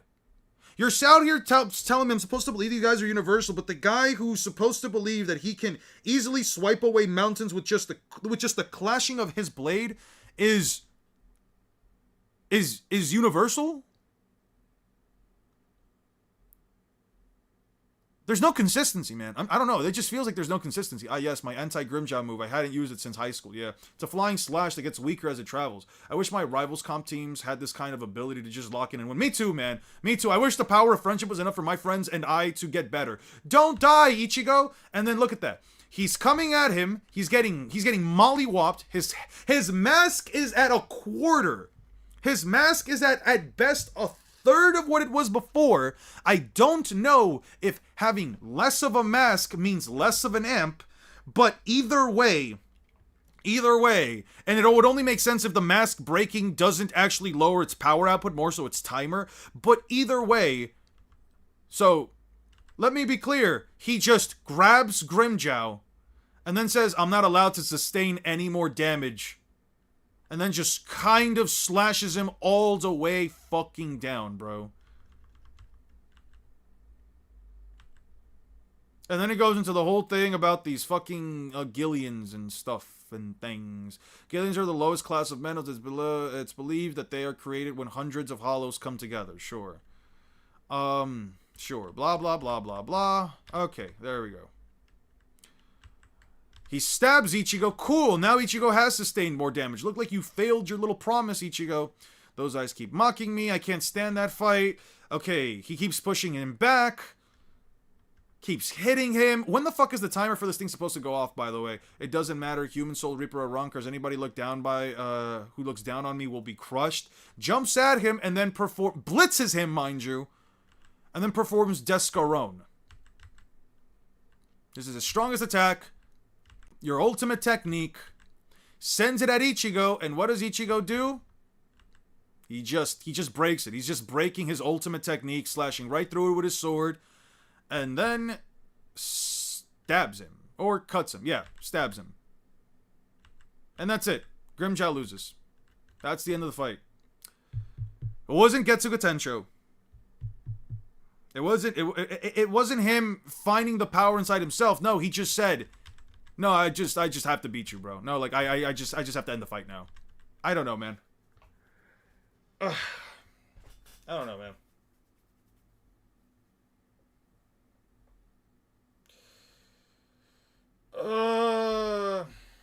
He was concealing his power and holding back. That's the thing. Aizen is a fucking moron, and I'm not willing to believe anything else. I don't care if people say that Aizen is like the smartest character in all of fiction. I think that they're wrong. I do think, like, one thing that I do think people are wrong is that Aizen is as smart as they believe that he is. I think that Aizen is good at analyzing things, not people, things, and then maybe figuring out a hypothesis based on what he already knows. I think that Aizen had 1,000 years to plan something, and with 1,000 years of planning and having above average intelligence, at least in comparison to this verse, you're probably able to do a lot of things and you're able to go a long way. I think that Aizen is an absolute moron because he constantly tells the Espada to not underestimate Ichigo and that Ichigo could eventually pose a problem but never does anything to actually stop him. And I don't like the reasoning that he wanted Ichigo or somebody like Ichigo to help him evolve even higher because he was going to evolve even higher since we know for a fact that once the Hogyoku fused with him, he was never going to stop evolving. I think it's all bullshit, and I think the most egregious fact is that he just didn't show Ichigo his Shikai and didn't at least cement a win. When did Grimmjow state that Ichigo was holding back? When did Grimmjow say that Ichigo was holding back? Because as soon as he stopped saying that Ichigo's holding back is when Ichigo pulls out the holification mask. Between you and me, Ichigo is most Risley and handsome of the big three pro tags, no homo. Naruto is kind of ugly, especially Boruto, and Luffy is Luffy. Luffy got... Okay, I'll put it like this. Ichigo got a very beautiful wife, and I think Yoruichi said he was pretty handsome. Luffy got the in-canon personification of the most beautiful woman of his time to say she is in love with him, and he still only looks at her as a friend. Nah, my boy Luffy is the most rizzed up motherfucker out of the big three. Anyway, Aizen feels like a terrible villain to me.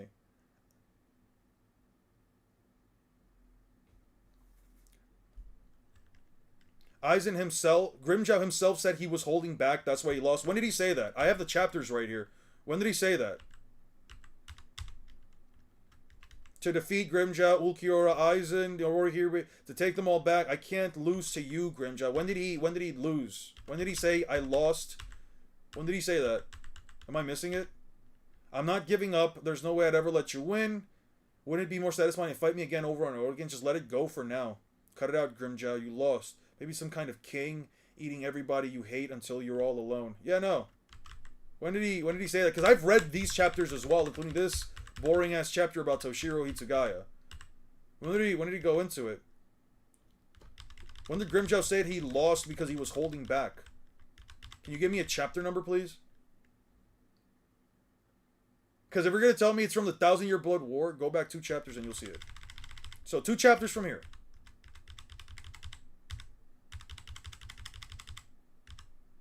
This is 2 chapters. This is 3 chapters, actually. Not yet. It's not over. You think you could defeat me? You think you've defeated me? Okay, blah, blah, blah, blah, blah. Keep mocking me. I can't stand that. It doesn't matter. Think you hate. Thinks you're equal. Anybody will be crushed. That's it. What was that? Descaron, my ultimate technique. It's over, Ichigo. They make me sick. You're fine. I am the king.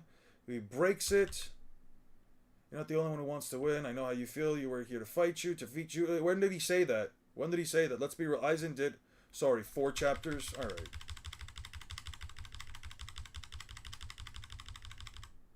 This is 3, 4.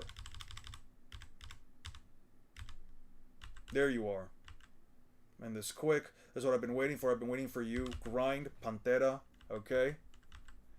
What is this? A shockwave from his roar. Cannot finish it. Getsuga Kurosaki, that's the spirit. Look at him. He's a canopy. Gran Rey Cero. Blah, blah, blah, blah, blah. Fights his body. Maintaining state much longer. It doesn't matter. I'm glad your mask hasn't cracked. This would be boring for me if you didn't. It wouldn't be boring if my mask cracked. Don't make me laugh. If you weren't in your release state. If you weren't in your release state. So you better stay that way. But do you know what would really be boring if you weren't in your release state? Yeah, okay. Where does it say that he lost because he wasn't going all out? Is the win con for the Marines just killing Naruto and Beer? Is it destroying the island they're protecting also treated as a win? I'm gonna treat that as a win. Where?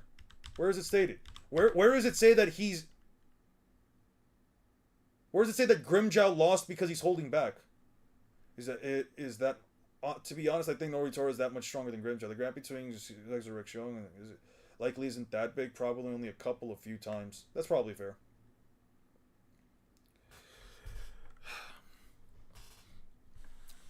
Out of the big 3 O's, the lamest dad, Minato, Dragon, Ishin. Dragon's lame as fuck right now. I'm still waiting for him to do something. I'll change my mind when it changes. Ishin is kind of lame too. I'm not gonna lie. Like, it took him 20 years to get his powers back. Cool, I guess. Still doesn't do anything. But he fought Aizen. He held the Garganta up for weeks. Okay. Yeah, Dragon's an investment. Yeah, Dragon's definitely an investment, but like, okay. I don't know. It's an investment that currently still isn't paying off. I think it will. I think Oda's gonna make him pay off, but I have no reason to really think that right now. Yeah, until I see him do something. Like, it's on a retainer. Again, my opinions are willing to change.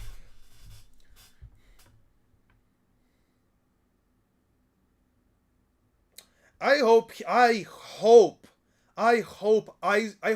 Dragon keeps looking east, man. I hope he does.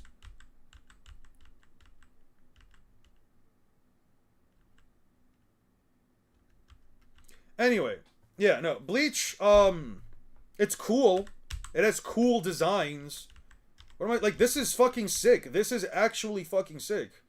But would I sit there and say, yo, this is peak? No, I don't think it's peak. I don't think it's peak at all. I think there's a lot of issues with it.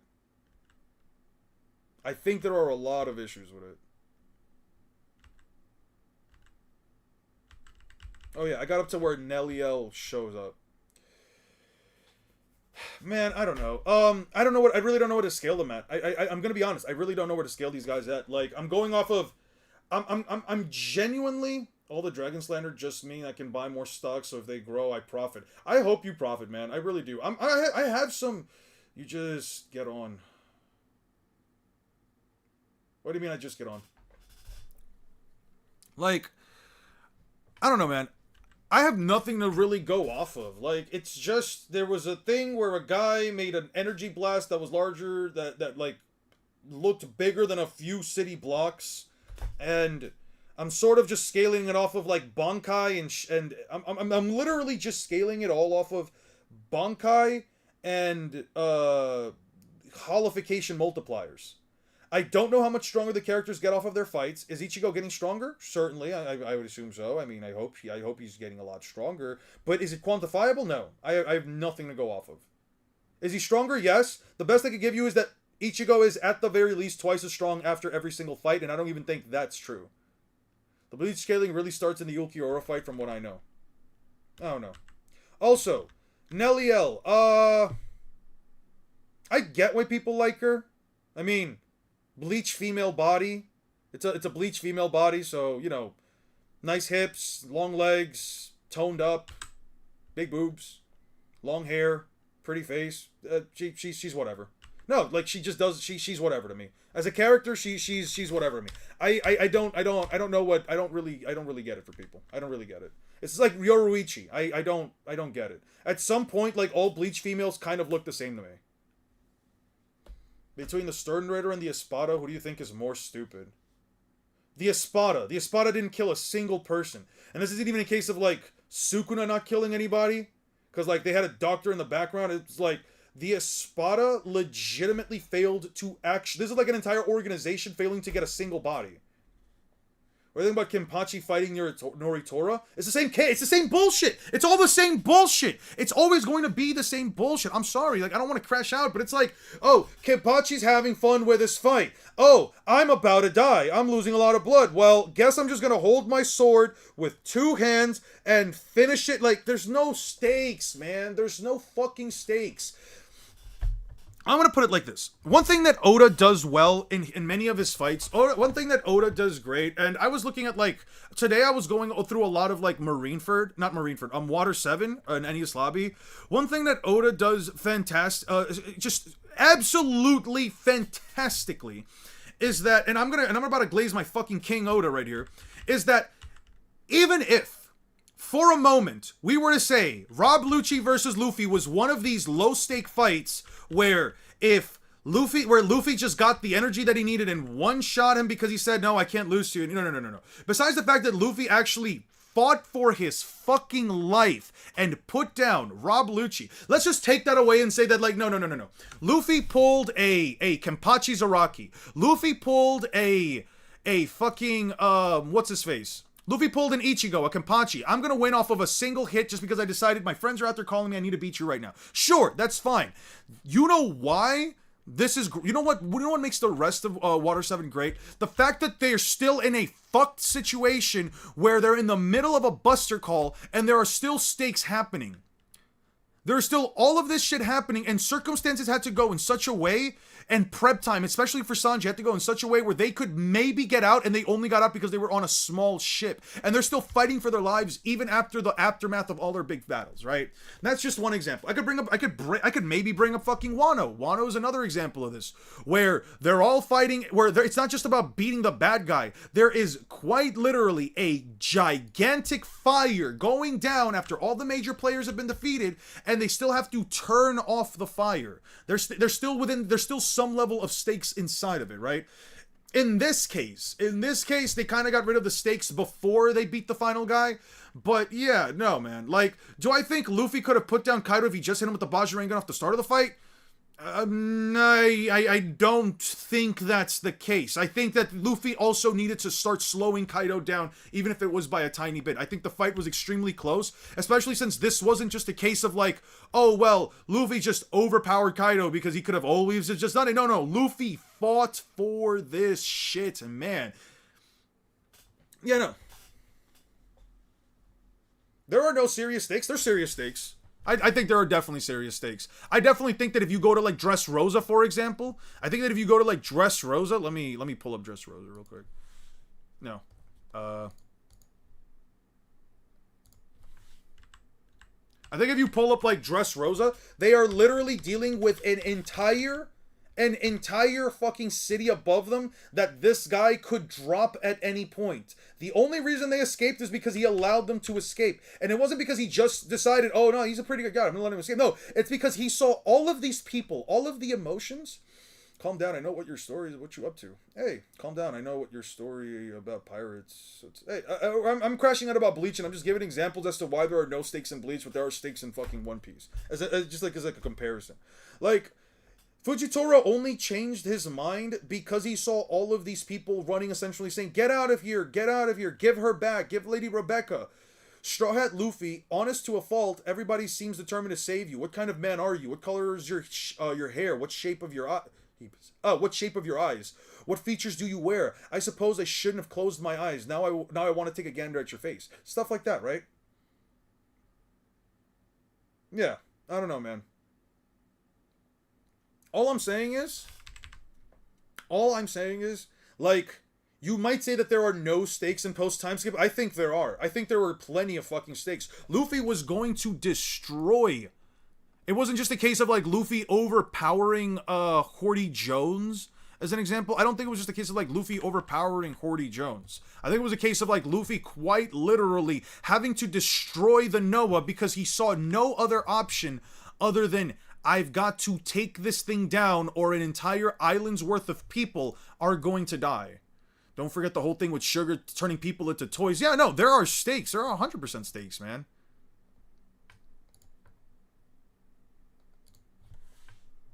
The way that Oda writes his fights is that there is every single Straw Hat member, or at least every single major player, has to get through their major battle where there's defeating. See, like this, the Noah's almost here.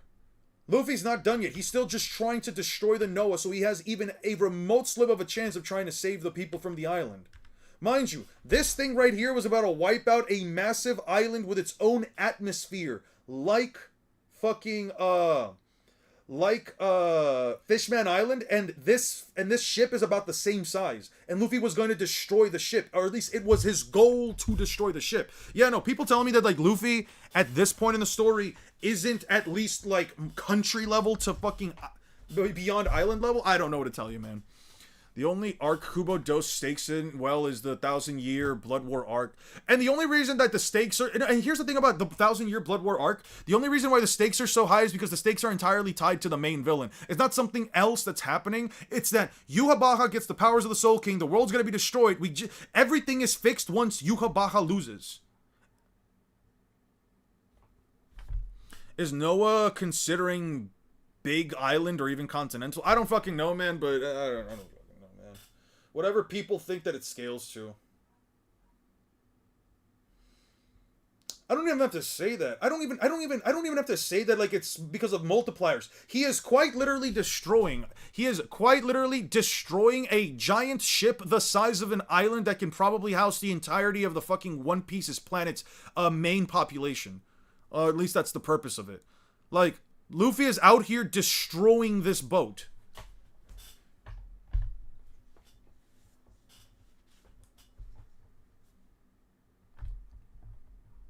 I don't think anything is official, but the House of Residents of Fishman Island so small.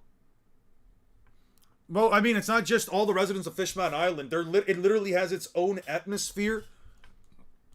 And the districts are vast enough that you can't just travel through it normally. Like, Horty Jones is sending, like, a single droplet of water that he flicks with his wrist across a country. This is a country.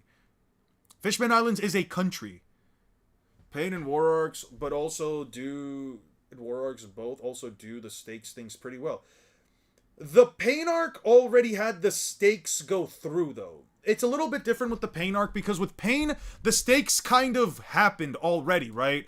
Like, Naruto... I'll actually give you an example, right? I'll give you an example. With the War arc, yes. With the War arc, there are definitely high stakes. Although, the stakes are also kind of tied to beating the bad guy, rather than, like, side events happening. But they are also higher... let me give you an example, right? 426, right? It's around 426, right? The stakes here is that Konoha is going to be destroyed. Konoha is going to be wiped out. Those are the stakes of, and they're looking, and the stakes are also that they're going to get Naruto. They need to get the Jinchuriki of the Nine Tails, right? This is just a byproduct. I wouldn't really call it stakes. I would call this a byproduct of what happened. The Leaf Village is already destroyed. Shit has already gotten bodied, right? Shit's already gone. There's no stakes here to be had. Like, Naruto, the stakes are now like Naruto has to win or lose, right? The village is already gone. Pain does not give a fuck about the village. If Pain gets Naruto, he just leaves. The village has already gotten wiped out. These aren't, I wouldn't necessarily call these stakes. However, Naruto losing because the Akatsuki get a hold of the Nine Tails, those are stakes. Though that's definitely the stakes. Imagine Madara thinking he's Big Mac boss and then tries to drop meteors on Fujitoro, only for him to not only stop in midair, for them to yeet it back to outer space. Not even just to yeet it back to outer space, to yeet it back to Madara. Are you kidding me? Noah carrying 2 of every race like Christian Noah. I would say 2 of every... No, because it's too big for that. I think it's just carrying like everyone on the planet. Or like everyone that's like capable of like surviving the flood. Wonder if Naruto would run from Noah like the meteor. Oh, he 100% would. I don't think they're like or at least KCM Naruto. Like if I'm were to say like KCM Naruto versus Luffy, if I had to tell you KCM Naruto versus the Noah, listen, I don't care what size you get that meteor to in Naruto. I don't care what size you try to get that meteor to in Naruto. I'm not gonna be convinced that it's bigger than the fucking Noah. I'm sorry. I'm just not gonna be convinced that it's bigger than the fucking Noah. Like, the Noah was going to take out a country. That meteor was going to wipe out a platoon of like 1,000 people or so. Like like 1,000 or so people. Alabasta was probably the best one for Crocodile because he had a bomb that was going to wipe out the whole country. So even if they had beaten, he would still win the war, and that shows how dire the stakes are. A fantastic point. A fantastic point. I think that a proper way to build stakes is to have a massive event that is occurring that is separate from the fights. The fights can bring a means to an end for maybe like the villain or the person that's trying to perpetrate the stakes. But at the end of the day, the stakes should still. The stakes in this case, the destruction of a country, destruction of a planet, XYZ, it should all still be in a situation where like it is still out of the user's hands. Something has to happen for them to be saved. I think Oda, than just beating the bad guy, right? I think Oda writes the stories so that they are gradually more and more stakes and obstacles for Luffy and the crew to overcome instead of just one big, the island will blow up or something like that. Yeah, 100%. Madara dropped the meteor, Naruto ran away like he wasn't the clone of the main character. Yeah, that is also true, but I guess if the clone popped in that regard, like they... Actually, nothing really would have happened if the clone popped, right? He just reels the information back to him. Instead of like reeling information like the 5 Kage are gonna win. It doesn't really change much, right? What Madara dropped the meteor? Okay, I'm still reeling for the fact that someone said Rhino Naruto threw was calced at 2 million tons. Yeah, that's another thing. It's like people also take the approximation that like the Rhino should be like weigh about as much as a Rhino of that scale, and I'm like, don't forget to read the QA by Kubo Elon since they're relevant to the scaling. Are they? Fuck me. Yeah, I'll get that. I'll get to that when I get to it. Exactly. Stakes shouldn't be just be the X. Has to beat Y or have X amount deaths. Yeah, I agree. King Harold, who else at this point could clash with rocks? And he's a fucking ancient giant, dude. He's not even like a regular giant. He's like objectively he is objectively speaking like a prime fucking ancient giant.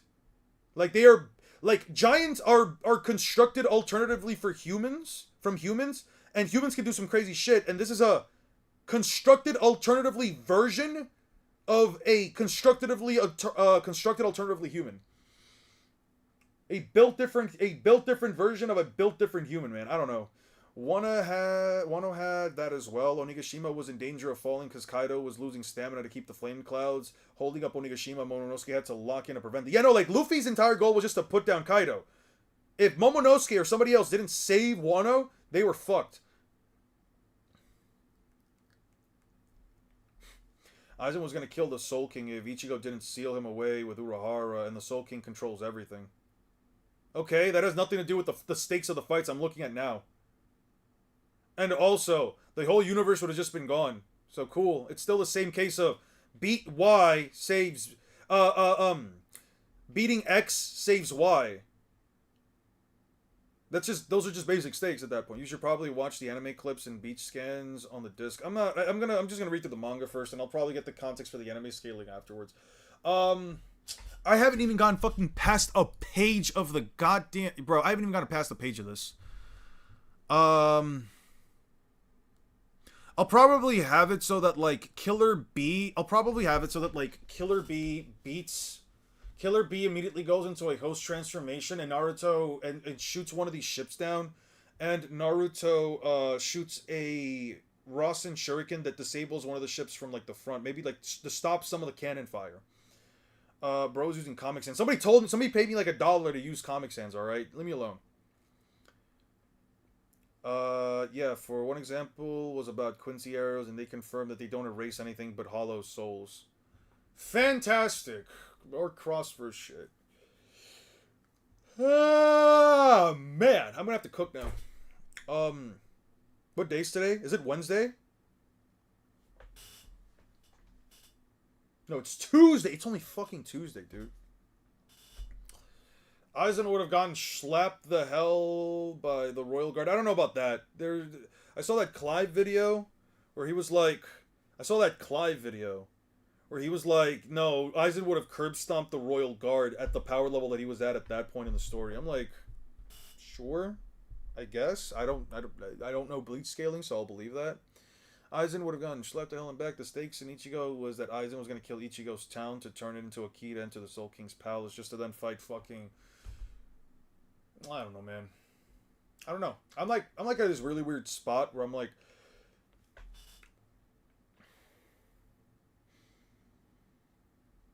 I feel like this. I feel like when it comes to like just making content, there are so many things that I want to talk about, but I feel like I don't know if they'll do well. But like the power scaling stuff is honestly just what does best for the channel. There's a lot to talk about though. Aizen got knocked out by fodder Sternritter, and no, he wasn't nerfed. What fodder Sternritter did Aizen get hit by? Honestly, the Sword Guard are very unimpressive in their performance against Yuhabak's Royal Guard, because I honestly don't feel that strong to begin with, and some members aren't that strong, like the guy who punched Reggie, but failed to knock him out. Who punched Reggie? Immortality and high speed adapting is hard to beat. It's like DC's Doomsday. Yeah, that's true. I'm curious if Naruto and his Kurama avatar would have been able to clap 28-year-old Lin. She's already got Zeus and Prometheus. She's still got Napoleon too.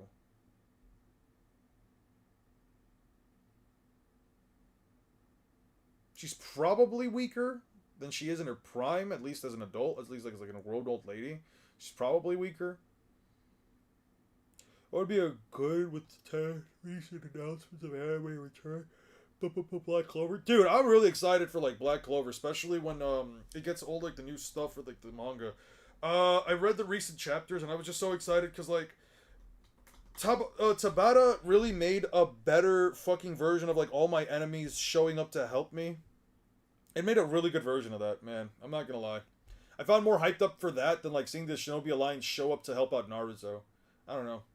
All right, I'm gonna head out for a bit. Great stream. Yeah, I'm gonna probably stop the stream soon. I'm probably gonna stop the stream here, man. Thank you guys so much for watching. Appreciate you guys. Nene is his name. He got knocked out Aizen for 5 minutes, and Aizen said that he was the first time that it ever happened. Nai Sternritter, Nene.